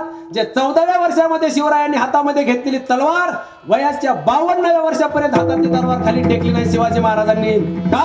फक्त परकीयांची सत्ता नको, स्वतंत्र राज्य असावं. छत्रपती शिवराय शर्तीने लढले महाराज. कशासाठी हो? स्वातंत्र्यासाठी. हे हिंदवी स्वराज्य निर्माण झालं पाहिजे. शिवराय लढले महाराज. ऐका, नुसते शिवराय नाही तर शिवरायांसोबत हिमालयाच्या तुडीचे हे महापुरुष रक्ताच्या थारोळ्यात पडले. तानाजी मालुसरे असतील, वीर बाजी प्रभू देशपांडे, मोरारजी देशपांडे, प्रतापराव गुजर, काय नाव आहेत महाराज. त्यांचं जर नाव घेतलं तर अंगावर काटा उभा राहतो. महाराज लढले कशासाठी? कशासाठी लढले? राजे पुढे जा, मी खिंड चालवतो. एकालाही पुढे, तुम्ही राजे पुढे व्हा. पुढे का महाराज? सिर उडलं तरी हातातली तलवार पडत नाही. सिर उडून जाते, हातातल्या तलवारी खाली रक्ताच्या थारोळ्यात पडतात, पण लढतात कशासाठी? फक्त स्वराज्य, स्वतंत्र राज्य. पारतंत्र्य नको. पारतंत्र्यामध्ये समाधान नसतं. ऐका, शिवरायांचं राज्य गेल्यानंतर पेशव्यांनी चालवलं. खूप मोठ्या लढाया झाल्या, फार रक्त सांडलं महाराजा स्वातंत्र्यासाठी. नंतर इंग्रजांचं राज्य आलं. इंग्रजांनी आपल्याला गुलाम बनवलं. नको, इंग्रजही नको. म्हणून या भारत देशामध्ये असे सूरवीर जन्माला आले. शहीद आजम भगतसिंग, राजगुरू, सुखदेव, तात्या टोपे, चंद्रशेखर आझाद, काय या लोकांचे नाव आहे गावात महाराज. यांनी या भारत मातेसाठी यांनी रक्त सांडलं. हसत फासावर गेले. कशासाठी? मी फासावर जाईन पण माझा देश स्वतंत्र होईल. ही आग ओकली महाराज या लोकांनी. तेव्हा हा भारत देश स्वतंत्र झाला. का बरं? मी तुम्हाला इतिहास सांगतोय असं नाही, तुम्हाला प्रमाणच सांगणार आहे. पारतंत्र्यामध्ये माणसाचं जीवन हे सुखी नसतं. नाथ महाराजांचं भागवत उघडा. भागवतामध्ये 11वा अध्याय, 11व्या अध्यायामध्ये नाथ महाराज इतकं सुंदर सांगतात. नाथराज सांगतात, अरे ज्याचे देह पराधीन तो जीवे जिता सदाधीन, पराधीनाशी समाधान नव्हे दान कल्पंती, परमनिजय माया जाण, जो झाला तियेच्या धीन त्याशी सुखाचे न दिसे स्वप्न, दुःख संपूर्ण सर्वदा पराधीनाशी सुख आहे म्हणे तो केवळ मूर्ख, सोनी व दुःखाचे दुःख अवश्य देख पराधीना. इकडे बघा, मी तुम्हाला नाथरायाच्या ओव्या सांगतोय आणि तुम्ही ती छोटी मुलगी फक्त हातात पाण्याचा गिलास घेऊन चालले, सगळे त्या गिलासाकडे पाहता. ही ओवी पाठ करायला किती त्रास झाला असेल महाराज. तिने फक्त त्या डरमातून पाणी भरूनच आणले. तर मला वाटतं नेमकं पाणी देईनच कोणाला. अरे ती कुठंच चाललं असं पाणी. किती बारकाईने बघा तो, पण हे किती महत्वाचं आहे महाराज. इतके लोक हुशार आहेत महाराज. माझ्याकडे बघा म्हणलं तरी ते माझ्याकडे नसतात, चेहरा माझ्याकडे ठेवला पण तिरक्या नजरेने तिकडेच बघत पाणी कुठे गेले म्हणून. महत्वाचं आहे महाराज एक चिंतन. नाथराय सांगतात, आता एक सिद्धांत ध्यानात ठेवा. आता तरी बघा, नाथराय सांगतात पराधीनाशी समाधान. नव्हे जाण कल्पंती. कल्पंतापर्यंत जे पारतंत्र्यात जीवन जगत असतात ना त्याला कधी समाधान भेटत नसता. पराधीनाशी सुख आहे म्हणे तो केवळ मूर्ख. पारतंत्र्यामध्ये सुख नसतं आणि दास झाला की तो परतंत्र झाला. परतंत्र झाला की त्याच्या जीवनामध्ये दुःखच दुःख आलं. मग जे नाथ महाराज सांगतात पराधीन झाला, दास झाला, दुःखी झाला. तुकोबारा म्हणतात दासा सर्व काळ आणि ते सुखाचा कलोल. ही दोघांची संगती लावायची कशी. विठाला विठाला.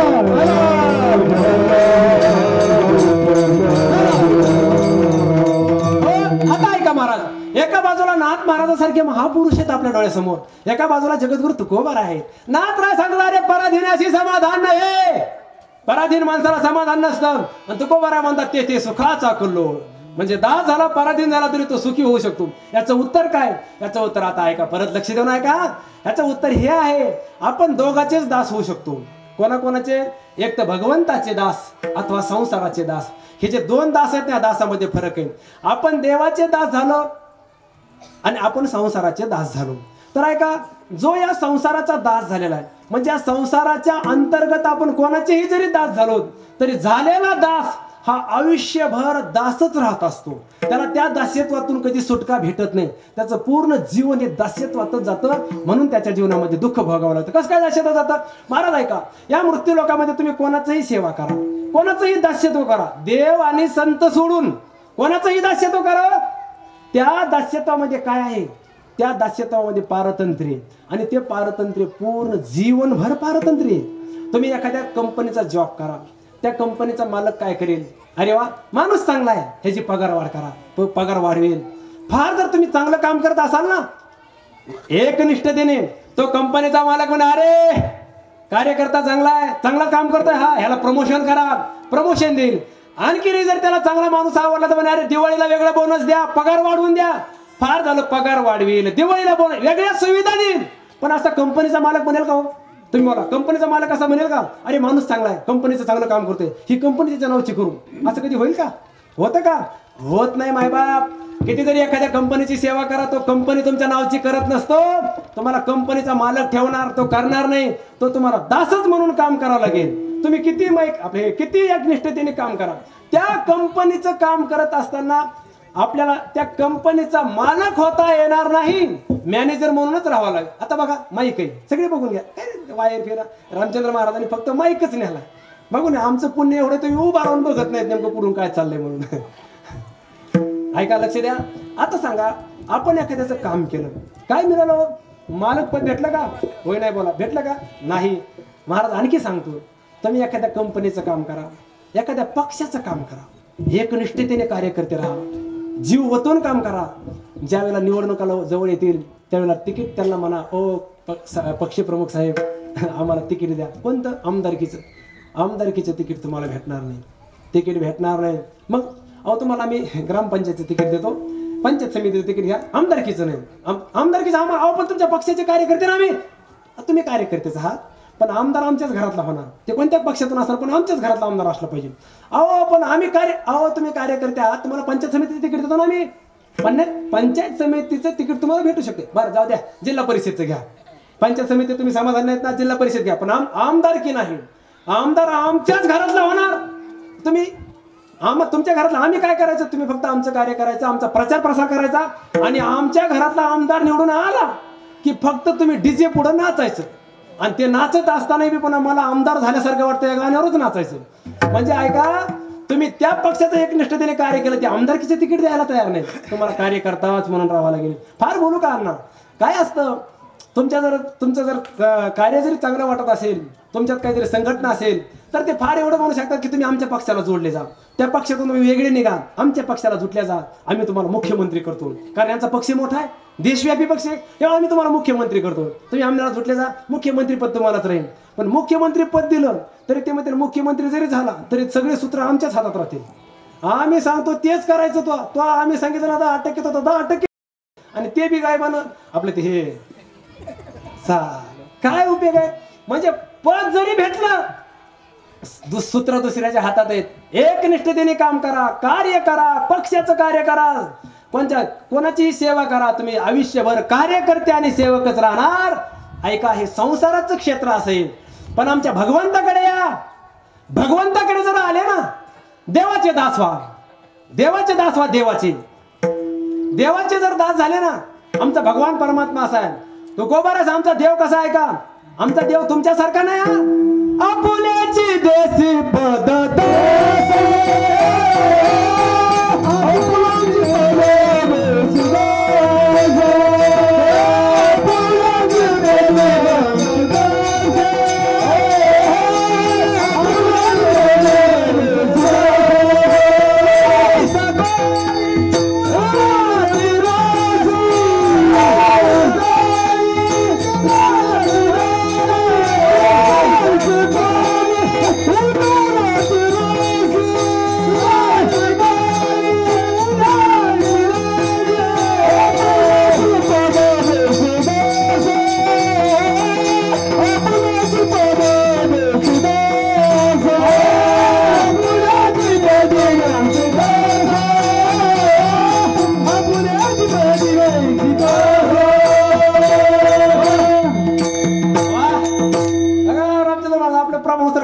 फुटला होता. असंच कार्यकर्ता माघारी आला पाजावच लागते आपलं ते. त्याला म्हणलं, ते म्हणलं पाणी पिरवतो मला. अरे तू काय पाणीच काय मागवतो, आपलं सगळ्या सुविधा करू, फक्त पक्ष सोडायचा नाही. सगळे विचार आले. बरं टाळ्या वाजवायला कार्यकर्ता जेवढे कार्यकर्ते टिकून ठेवले तरी बस आपल्यासाठी. ऐका, दिलं का नाही महाराज? आमच्यासारखं उदार आहे का कोण? महाराज लोक पाण्याच्या बाटलीकडे पाहून देत नाहीत, पण माझ्या हाताने बाटली दिली का नाही म्हणून उदार माणसं असावे लागतात महाराज. आपुलेची पद्धती दासा दिला पाहिजे महाराज. तुकोबाराय म्हणतात, अरे आमचा देव तुमच्यासारखा नाही. हा ऐका, तुम्ही देणार नाहीत तुमच्या दासाला, तुम्ही मालक करणार. साल करायच्या गाड्याला कधी तुम्ही नावची जमीन करून दिली का? तुमचं घर नावचं देणार नाहीत महाराज. पण आमचा परमात्मा असा, अरे आपुलेची देशी पद्धत असा सर्वस्व देव भक्ताला देऊन टाकतो महाराज. कृपा कटाक्षेने हाडिले आपुले पदी कुमा देवर विठ्ठले भक्तादि धने वरदान. भगवान परमात्मा आणि संत हे दोन ठिकाण असेत महाराज, ते भक्ताला सर्वस्व देतात. दोनच. हा, एक तर संत महात्मे देतील, नाही तर भगवान परमात्मा देईल. आमचे ज्ञानोबाराय म्हणतात, महाराज निवृत्तीनाथ महाराज इतके उदार आहेत महाराज. निवृत्तीने दिधले माझ्या हाती,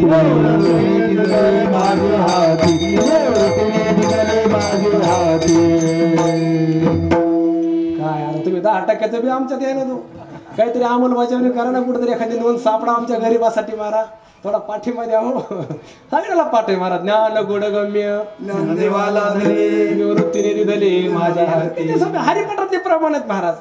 कुठेतरी सगळ्या सोयरीची अंमलबजावणी करावंच लागेल. तुम्हाला सुट्टी नाही बघा. ज्ञानोबाराय म्हणला, अरे निवृत्तीनाथ दादांनी दिलं, निवृत्तीने दिले माझ्या हाती. उदाहरण करणारे निवृत्तीनाथ महाराज ज्ञानोबाराला देतात. बरं ज्ञानोबाराय तुम्हाला निवृत्तीनाथाने दिलं, सगळं दिलं का? अरे दिदले संपूर्ण माझ्या हाती,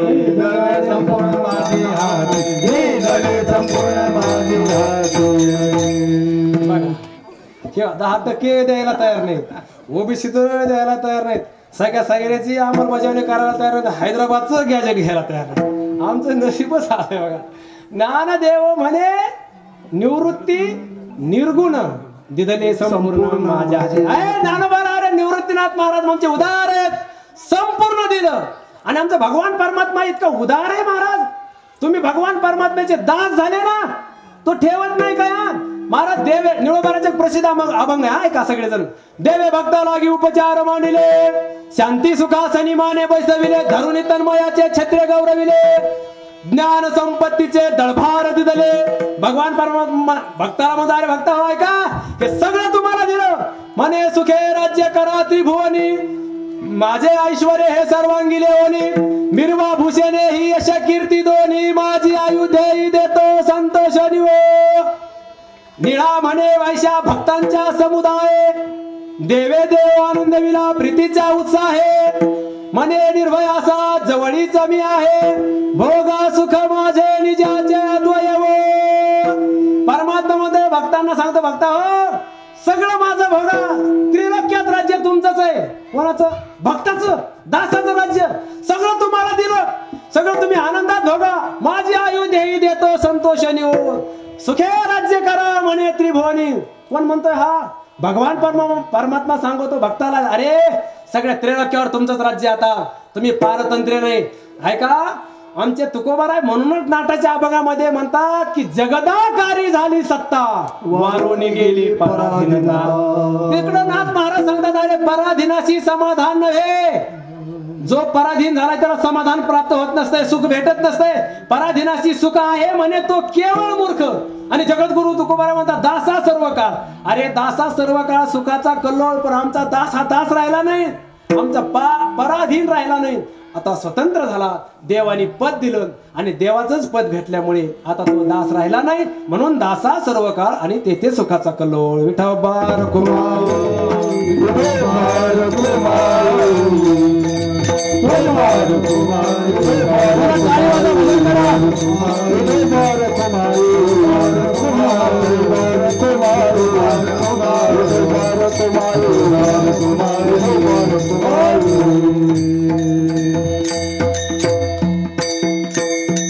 दासा सर्व काळ तेथे सुखाचा कल्लोळ.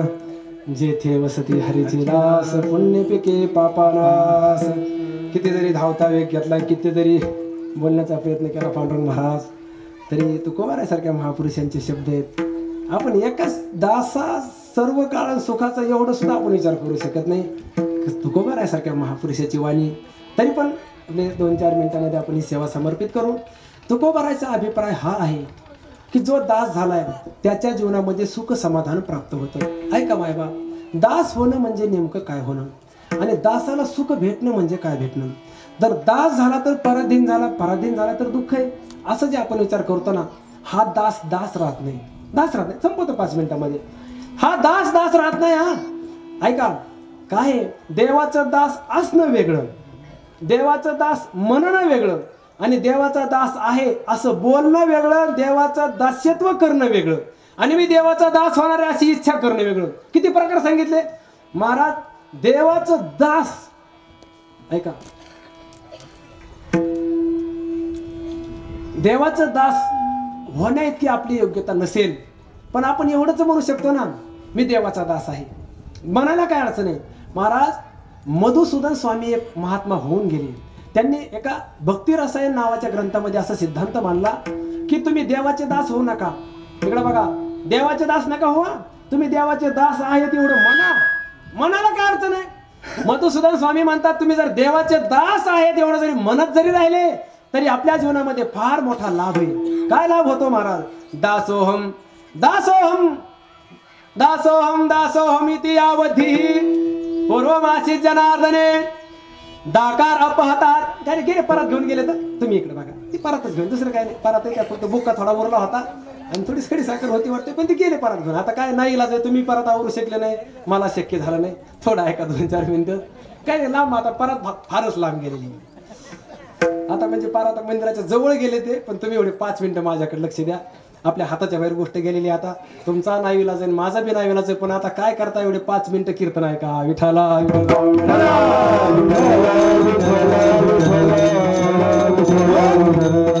आता आहे का, आपल्याला दास व्हायचं नाही. फक्त म्हणायचे काय परवा आपल्याला, दासोहम दासोहम. म्हणजे दासोहम या शब्दाचा अर्थ आहे मी दास आहे. दासोहम दासोहम दासोहम असं जर आपण म्हणत राहिलो तर मधुसूदन स्वामी सांगतात अरे बाबा फायदा आहे. काय फायदा. अरे देवाचे दास झाले नाही तुम्ही, फक्त म्हणता आम्ही देवाचे दास आहेत. दासोहम दासोहम दासोहम दासोहम इति यावधी पूर्वमासी जनार्दने. भगवान परमात्मा आपल्या अंतःकरणात आहे. प्रत्येकाच्या अंतःकरणामध्ये देव आहे. तो देवाचा एक स्वभाव आहे. काय स्वभाव आहे. तो गोकुळात काय करत होता माहितीये का तुम्हाला. गोकुळात तो चोऱ्या करायचा. गोकुळामध्ये महाराज गोपिकांचं त्यांनी दही चोरलं, लोणी चोरलं, चित्त चोरी केली. ते आपल्याला प्रमाण पाठच आहे. महाराज भगवंताने चोरी केली आणि तो जरी आपल्या अंतःकरणात राहत असला ना, त्याला चोरी करायचा स्वभाव त्याने सोडलेला नाही. प्रत्येकाच्या अंतःकरणात कधी चोरी करायची इच्छा निर्माण होते तुम्हाला. देव अंतःकरणातच प्रेरणा देणार आहे आणि त्याचा स्वभाव आहे चोरी करायचा. तर तो काय करतो. तुम्ही दासोहम दासोहम जर म्हणू लागले ना, तो काय करतो त्यातला दाकार चोरतो. दासोहम दासोहम यातलं दाकार हा पाहता हा म्हणजे परमात्म्याने दाकारच चोरून घेतला. खाली काय शिल्लक राहिलं. वा काय राहिलं. सोहम दासोहम. दा गेला सोहम सोहम. मग तुम्ही नुसते सोहम सोहमच राहिले. सोहम म्हणजे परम ब्रह्म तत्व परमात्मा. आपला दाकार परमात्मा काढून घेतो. आपला दाकार जर गेला तर आपण फक्त भगवान परमात्म्याचं स्वरूप म्हणून शिल्लक राहतो. आणि भगवंताचं स्वरूप कसं आहे? सुखम अस्य आत्मनारूपम. सुख हे परमात्म्याचं स्वरूप आहे. सुखरूप आहे सा तुझा कोण सांगा माझ्या. म्हणजे भगवान परमात्मा सुखरूप आहे आणि आपलं सुख अवशिष्ट शिल्लक राहतं. म्हणून आपल्या जीवनात आपण म्हणायचंच असलं तर काय म्हणायला पाहिजे? दास आहे, दास आहे. ऐका, थांबतो, हा थांबतो म्हणतात, थांबतो थांबतो म्हणते, थांबत नाही. काय असतं, माणसाचा स्वभाव असतो फक्त आश्वासन द्यायचे. आश्वासन देत देत काय काय महाराज 7 महिने माणसाला ताणून ठेवतात. आपल्याला 5-7 मिनिटं ताणायला काय अडचण नाही. महाराज दासो आम्ही ते हे सांगितलं का नाही? आता दुसरं सांगतो. नारद पुराणामध्ये वर्णन आलेलं आहे का? शास्त्रात थोडं लक्ष देऊ नका. नारद पुराणामध्ये नारद मुनी असं सांगतात, दासोहम म्हणू नका. तुमच्या तेवढी हिंमत नाही. तुम्ही म्हणणार नाहीत आम्ही देवाचे दास आहेत.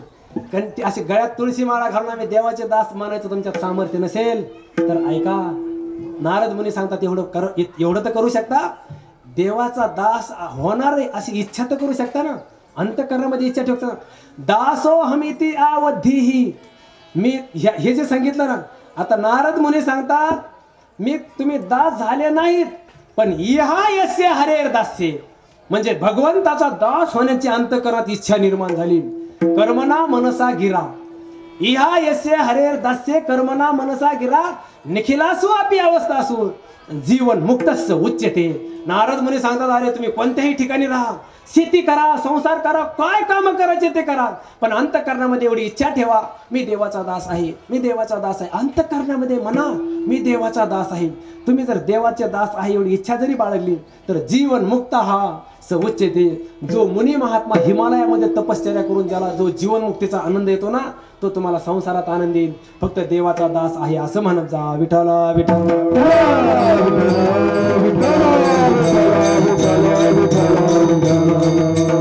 कुंडली गौरधारी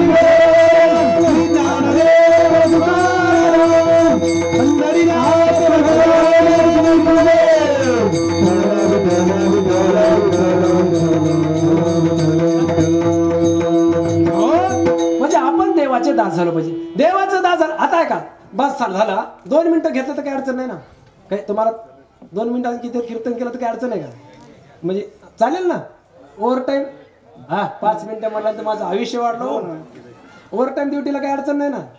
पगाराचं काय बघू आपलं हे ते ओव्हर टाइम आपलं घेऊ, तुमचा टाइम घेऊ फक्त. ऐका, फार महत्वाचं आहे. देवाचं दास का हो महाराज? संसाराचं दास झालं काय? ऐका, महत्वाची गोष्ट सांगतो. नुसतं दास दास करत बसायचं नाही. दास सुख दुःखाला कारण नाही. आपण कोणाचं दास्यत्व करतो याच्यावर सुख दुःख अवलंबून. संसाराचं दास्यत्व केलं, देवाचं दास्यत्व केलं, काय झालं? ऐका, देवाच्या दास्यत्वात सुख आहे, संसाराच्या दास्यत्वात दुःख आहे. मग संसाराच्या दास्यत्वाचं जे झालेलं दुःख आहे त्या दुःखाचं निवारण करण्याची ताकद देवाच्या दास्यत्वात आहे. म्हणून देवाचं दास्यत्व फार महत्वाचं आहे. आमचे गुरुवर्य मारुती बाबा कुरेकर त्यांच्या मुखात ऐकलेला दृष्टांत आहे. आता कीर्तन सुरू झाल्यापासून आमचे रामचंद्र महाराज, पांडुरंग महाराज हे सगळे महात्मे मंदिर बाबा नुसतं शास्त्रच सांगत राहिला. एकच दृष्टांत सांगा ना. ऐका बरं का अण्णा, आमचे कुरेकर बाबा फार मोठ्या महापुरुषाच्या मुखातला दृष्टांत आहे.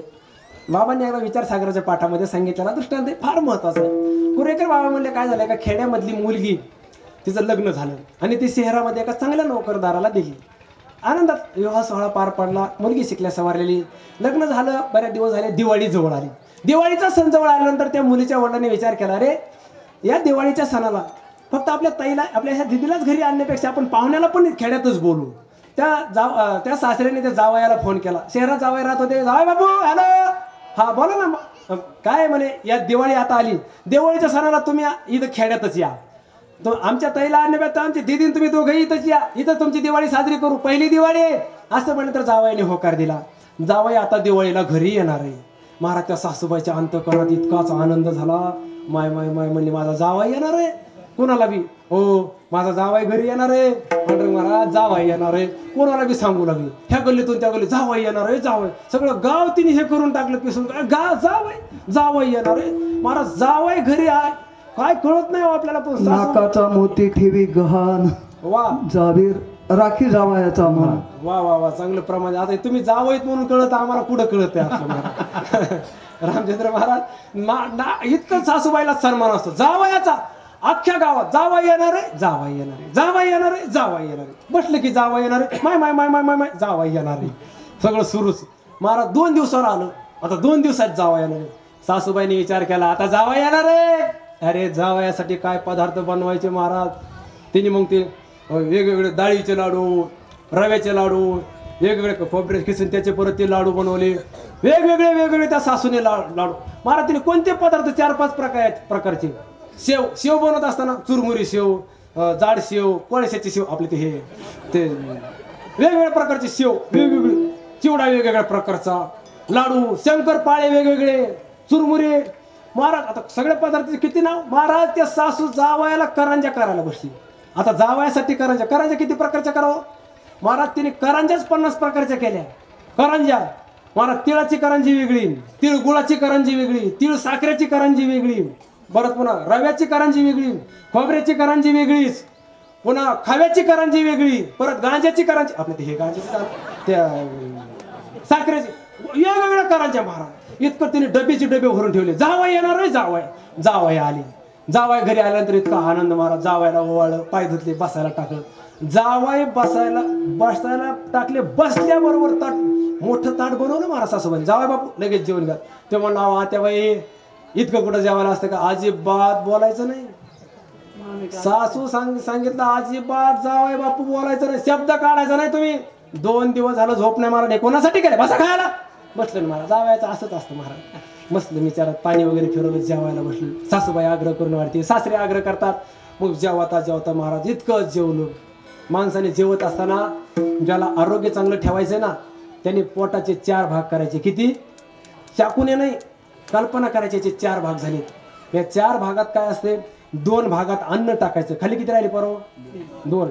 ते 2 जे भाग आहेत ना त्यातल्या एका भागामध्ये पाणी टाकायचं. खाली किती राहिले आता 1 भागात काहीच टाकायचं नाही. मोकळाच ठेवायचा. कशासाठी, हवा घेण्यासाठी. रिकामं ठेवलं पाहिजे ना महाराज. त्या जावयाने 4ही भागात अन्नच टाकून दिलं. लाडू एका भागात, करंजा एका भागात, शंकरपाळे एका. महाराज इतकं जेवलं महाराज. माणसाला 2 जीभ असतात, एक आडजीभ, एक पडजीभ. ती मागची जीभ असते त्याला पडजीभ म्हणतात ना, ती पडजीभच दिसाना त्याची महाराज. हवा घ्यायला जागा नाही. वरची हवा वर आणि आपलं हे त्याला म्हणजे परेशानी अशी झाली महाराज. त्याला श्वास घेता येणार इतका जेवला महाराज. जेवत असताना काही माणसं पदार्थ पाहून जेवतात. पदार्थ पाहून जेवायचं नसतं, आपलं पोट पाहून जेवायचं. पदार्थ चांगले झाले मग किती जेवायचं असतं का. काय महाराज. एका माणसाला मी गुलाबजाम खाताना पाहिले. किती गुलाबजाम खायला एक माणूस खाऊन पेटी मास्तर तुम्ही किती खाता सांगा. हा 3-4 जास्त नाही. बायकोची शपथ आहे खरं सांगा. 3-4 तुमचा ॲव्हरेज 4च आहे. कोणी 10 खाईल, कोणी 5 झालं तर 10 पर्यंत नाही महाराज. एका माणसाने 95 गुलाबजाम खाल्ले. तुम्हाला आश्चर्य लागेल, तो आणखी माणूस आहे महाराज. जेवत असताना त्याने गुलाबजाम खात असताना मागचा पुढचा विचार केला नाही, फक्त गुलाबजामच खायला सुरुवात. वाडेकरी पुढे दुसऱ्या तर गुलाबजाम संपलेली. बरं उचलायचा गुलाबजाम तोंडात टाकायचा, चावायचा नाही, तसाच गिळून घ्यायचा. दाताचा स्पर्शच नाही. सगळा ऑनलाईन व्यवहार केला महाराज. बरं ते गुलाबजाम महाराज जेवण झाल्यानंतर आम्ही त्याला भेटलो. म्हणलं बाबा किती खाल्ले. त्यांनी सांगितलं महाराज 95 गुलाबजाम खाल्ली. इतके पोट भरलं. ते म्हणा महाराज आणखी घ्यायची होती पण ते वाडेकरीच आणू नाही. म्हणजे इतके खाणारे माणसं असतात महाराज. जेवण झाल्यावर आम्ही त्याच्या पोटानं हात फिरून पाहिला तसे वरूनच गुलाबजाम हाताला लागत होते. इतकं खायचं असतं. बरं ते गुलाबजाम बारीक नव्हते महाराज, चांगले अंड्या एवढाले, आपले ते ह्या लिंबा एवढाले गुलाबजाम होते महाराज. इतके गुलाबजाम. मग आता असं खाल्ल्यानंतर आरोग्य चांगलं राहत नसतं. जर देहामध्ये आरोग्य ठेवायचं असेल ना तर युक्त आहार, नियमेंद्रिय असे साधू संतांनी सांगून ठेवलं. युक्तीचे नियम विजय. आहार हा मित घेतला पाहिजे महाराज. तो जावा इतकं जेवला, इतकं जेवण झालं त्याला उठता येईना महाराज. हे दृष्टांत सांगतात ना मला मारुती बाबांचा. महाराज ते तिथंच झोपलं. सकाळच्या रात्रभर काय झोप लागते, करपट ढेकर पोट हे झालेलं. कस तरी सकाळी उठलं, सगळं स्नान वगैरे करून बसतंय का नाही. बसलेलं पाहिले की सासूबाईच्या त्याला जावाय बापू बसले. पटकन ताटतार केलं, जावायच्या पुढं मांडलं. परत जावाय बापाला का जावाय. ते मला त्या बाई रात्रीच जिरलं नाही. सासूबाईने सांगितलं अजिबात बोलायचं नाही जावाई, तुमच्यावर माझं चांगलं ध्यान आहे जावाय बापू. सासूबाई सांगून आली अजिबात 2 दिवस झालं झोप नाही, बोलायचं नाही म्हणता. बसा जेवायला. बसा म्हणल्यानंतर ते भिडगस होतं महाराज. खायला किती खाणार हो, किती खाणार. खाता खाता महाराज त्याला बोलता येईना, डोळे पांढरे व्हायला लागले. बारकाला मेहुणे आग्रह करू लागल्या, मेहुणे आग्रह करते महाराज. खाता येईना, खाताच येईना, डोळेच पांढरे व्हायला लागले. खालीच पडलं महाराज. सासऱ्याने जावं त्या मेहुण्याने पटकन उचललं, हॉस्पिटलला घेऊन गेले. डॉक्टरच्या समोर बसवलं. डॉक्टरने झोपवलं, म्हणजे झोपा. डॉक्टरने तपासण्या वगैरे केल्या. तपासण्या केल्यानंतर डॉक्टरने ते तपासाच्या गळ्यात अडकून ठेवलं आणि डॉक्टर साहेब म्हणले बरं झालं, लवकर घेऊन आले. नाही तर प्रसंग फार भयानक, फार भयानक प्रसंग आहे म्हणे. डॉक्टर साहेबांनी सांगितलं बरं झालं लवकर आणलं तुम्ही. तसं वास्तविक पाहता जर विचार केला, डॉक्टर म्हणले हे पेशंट फार म्हणजे गोष्ट कठीणच आहे, आता ह्याला फार कठीण आहे, ह्यात आता काय करावं हे मला सुधारणा, पण तरी पण होईल, आपण काहीतरी मार्ग काढू. डॉक्टर साहेब म्हणले परिस्थिती इतकी भयानक आहे, आता सगळे रस्ते जाम झालेले आहेत म्हणे, चक्का जाम आंदोलन आहे, मार्ग निघायला जागा नाही, पण तरी पण आपण प्रयत्न करू. मग त्या डॉक्टर साहेबांनी तपासण्या वगैरे केल्या. म्हणजे ठीक आहे मी करतो व्यवस्थित, जा पाहुणे, अहो तुम्ही खेड्यात आले, खेड्यातले लोक आग्रह करत असतात इतकं खायचं नसतं, पण तरी पण मी प्रयत्न करतो, बसा बसा म्हटल्यानंतर ते बसले समोर. त्या जावयाच्या समोर डॉक्टर साहेबांनी एक मोठा चूर्णाचा डबा घेतला. त्या चूर्ण डब्यातला अर्ध चूर्ण एका वाटीत काढलं, लगेच खाऊ घाला म्हणणे ह्यांना. कोण सांगतं? हे डॉक्टर. त्या पाहुण्याला सांगितलं तुमच्या जावयाला खाऊ घाला. हे मधारा समोर वाटी धरली. त्या जावयाने चूर्ण पाहिलं. जावय चूर्णाकडे पाहतो, डॉक्टरकडे पाहते, चूर्णाकडे पाहते, पाहता पाहता जावयाने डोळे लाल केले डॉक्टरकडे पाहून. डॉक्टर साहेब तुम्हाला कोणी डॉक्टर केलं? कोणी डॉक्टर केलं? ते डॉक्टर म्हणला मी डॉक्टर झालो. कशाचा डॉक्टर झाला रे तू? कशाचा डॉक्टर आहे तू? ते डॉक्टर म्हणाला असं का बोलता तुम्ही? त्याने सांगितलं अहो डॉक्टर साहेब, अहो सासऱ्याकडे आलो, खाण्याने परेशानी चालली, मारायला टेकलो खाण्यामुळे मी दुःख भोगतोय, मरणांत मला वेदना होतात, मला त्रास झालाय, मरायला टेकलो मी या खाण्यामुळं, आणि परत तुम्ही मला खाऊ घालता, परत हे वाटीभर खायला देता, कसं काय? तुम्हाला कोण डॉक्टर केलं? असं रागून बोलू लागलो. महाराज रागून बोलला तर डॉक्टर साहेबांनी सांगितलं अहो जावय बापू हे तुम्हाला खावा लागेल, खावाच लागेल. तो डॉक्टरला तो जावय म्हणाला ओ डॉक्टर साहेब तुम्हाला जर हे खाऊ जर घालायचंय ना, तर मी घरी ते लाडू खाल्लेले बरे झाले असते ना. ती बारकी मी होणी तिच्या हातचा लाडू खाल्ला नाही, ती नाराज झाली. ते लाडू खाल्लेलं बरं झालं असतं ना, हे खायचं ते खाल्लं जर असतं का? डॉक्टर साहेबांनी सांगितलं जावय बापू ध्यानात ठेवा, घरी जे लाडू खाणार होते ना तोही खाणंच आहे आणि हे चूर्णही खाणंच आहे. पण जावय बापू ऐका, घरी जे लाडू खाणार होते त्या खाण्याने तुमचं जीवनाचे प्राण जाणार होते, मरणांत यातना भोगावं लागणार होत्या, हेही खाणंच आहे. हे मी तुम्हाला देतो ना हे चूर्ण, हे पण खाणंच आहे. पण हे खाणं असं जादूगारक आहे, घरी खाल्ल्याने जो तुम्हाला त्रास झालेला आहे ना, ज्याच्यामुळे तुम्ही त्रास भोगता ना, त्या त्रासातून तुमची कायमची सुटका होणार आहे. हे खा, हे फार महत्वाचं आहे. घरच्या लाडू खाण्याने तुम्हाला त्रास आहे आणि या खाल्याने तुम्हाला त्रास होणार नाही, आणि घरी झालेल्या त्रासातून तुमची मुक्ती होणार आहे, त्याच्यातून तुम्ही मुक्त होणार आहेत. ऐका मायबाप, खाण्याची क्रिया समान आहे का नाही? लाडू ही खाणंच आहे आणि चूर्ण ही खाणंच आहे. खाण्याची प्रक्रिया सारखी जरी असली तरी पण लाडू खाण्याने त्रास आहे, चूर्ण खाण्याने त्रासातून मुक्ती आहे. तसं दास्यत्व समानच आहे. संसाराचेही दासच आहेत आणि भगवंताचेही दासच आहोत. पण ऐका, संसाराच्या दास्यत्वामध्ये दुःख आहे, दुःखाचं दुःख आहे, आणि परत जर ते दास्यत्व करत राहिलो तर दुःखातच जीवन जाणार आहे. पण देवाचं दास्यत्व जर केलं ना, तर त्या देवाच्या दास्यत्वामध्ये सुख समाधान प्राप्त होणार आहे. म्हणून देवाचं दास्यत्व केलं पाहिजे. म्हणता असा सर्व काळ तेथे सुखाचा कल्लोळ. महाराज देवाचं दास व्हा, देवाच्या दास्यत्वामध्ये सुख आहे, सुखाचे कल्लोळ आहेत, हे तुम्ही आम्हाला म्हणता. पण महाराज असं का? देवाच्या दास्यत्वाचं सुख का भेटलं, संसाराच्या दास्यत्वात सुख का भेटत नाही?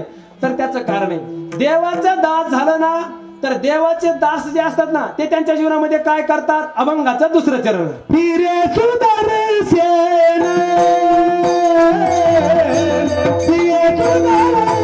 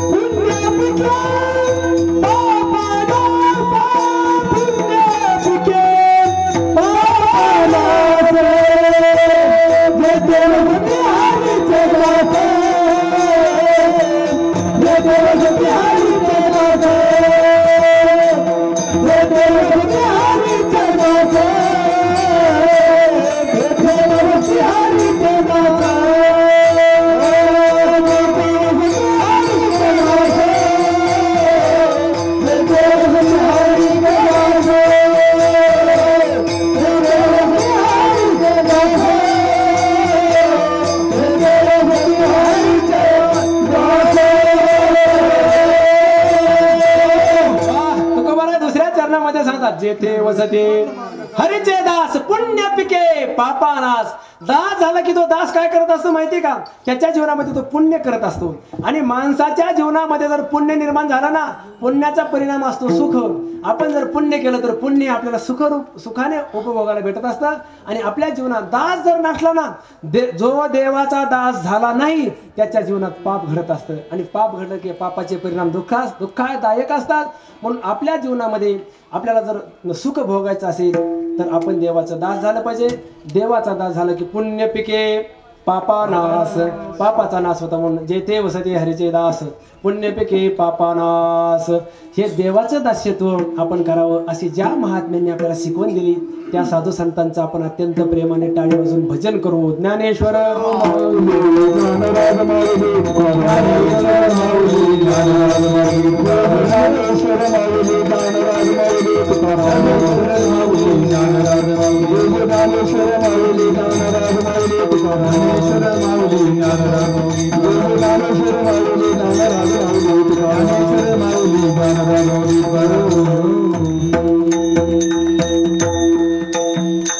दासा सर्व काळ तेथे सुखाचा कल्लोळ जेथे वसते हरीचे दास पुण्य पिके पापानाश. यथावती यथावकाश वेळेमध्ये या अभंगाचा भावार्थ पाहण्याचा आपण प्रयत्न केला. 2च चरणावर कीर्तन झालं. आता 2 चरण शिल्लक. 2 चरणावर काय, एकाच चरणावर बोललो आपण. 4 चरणाचा अभंग आहे. 2 चरणाचा आपण भावार्थ पाहिला. 2 चरण शिल्लक राहिले. भविष्यात जर कधी संधी आली तर आपण परत त्या 2 चरणाचा नक्की भावार्थ पाहण्याचा प्रयत्न करू. आज या ठिकाणी कीर्तन सेवा झाली. हे नाळवंडी गाव हे अत्यंत पुण्य पावन गाव आहे. या गावामध्ये भरपूर अशा प्रकारचे देवस्थान आहेत. पारमार्थिक लोक जास्त आहेत. आज बघा हे प्रत्येक मासिक असणारी शिवरात्र, या शिवरात्रीच्या निमित्ताने आमच्या किती माता भगिनी एकत्रित आलेल्या आहेत. पारमार्थिक प्रेमी लोक या गावामध्ये जास्त राहतात. खूप मोठमोठे उत्सव पण चालतात. असंच तुमच्यासहित माझं सर्वांचं परमार्थाविषयी जे प्रेम आहे ती प्रेम धारा, ती ज्योत कायम तेवत राहू ही संगमेश्वर भगवंताच्या चरणी आपण प्रार्थना करू. आज या ठिकाणी कीर्तन सेवेमध्ये ही सगळीच आमच्यावर प्रेम करणारी परमार्थिक साथ पथगामी भजनप्रेमी मंडळी आज कीर्तनामध्ये आहेत. आपल्या पाटील अण्णांनी अत्यंत प्रेमाने या परिसरामध्ये ही कीर्तनाची सेवा दिली. असेच या संगमेश्वराविषयी आपल्या अंतःकरणामध्ये असलेली निष्ठा ही कायम राहो. संप्रदायावर अखंड प्रेम राहो ही सर्वांच्या चरणी आणि भगवंताच्या चरणी प्रार्थना करतो आणि थांबतो. या अभंगावर बोलत असताना जे शास्त्र सुसंगत असेल ते आमच्या स्वानंद सुखनिवासी सद्गुरू जोग महाराज वारकरी शिक्षण संस्था आळंदी देवाची, त्या संस्थेतील ब्रह्मनिष्ठ गुरुवर्यांचा आहे. परम पूज्य श्री गुरु डॉक्टर नारायण महाराज जाधव आळंदी देवाची, त्या महात्म्यांचा आहे. पूजनीय श्री भारतानंदजी स्वामीजी महाराज, त्या महापुरुषांचा आहे. जे बरोबर आहे ते त्यांचं आहे. चुकीचं माझी मला परत करा. ही झालेली कीर्तन सेवा संगमेश्वर भगवंताच्या चरणी समर्पित करून सेवेला याच ठिकाणी पूर्णविराम देतो. चालेल.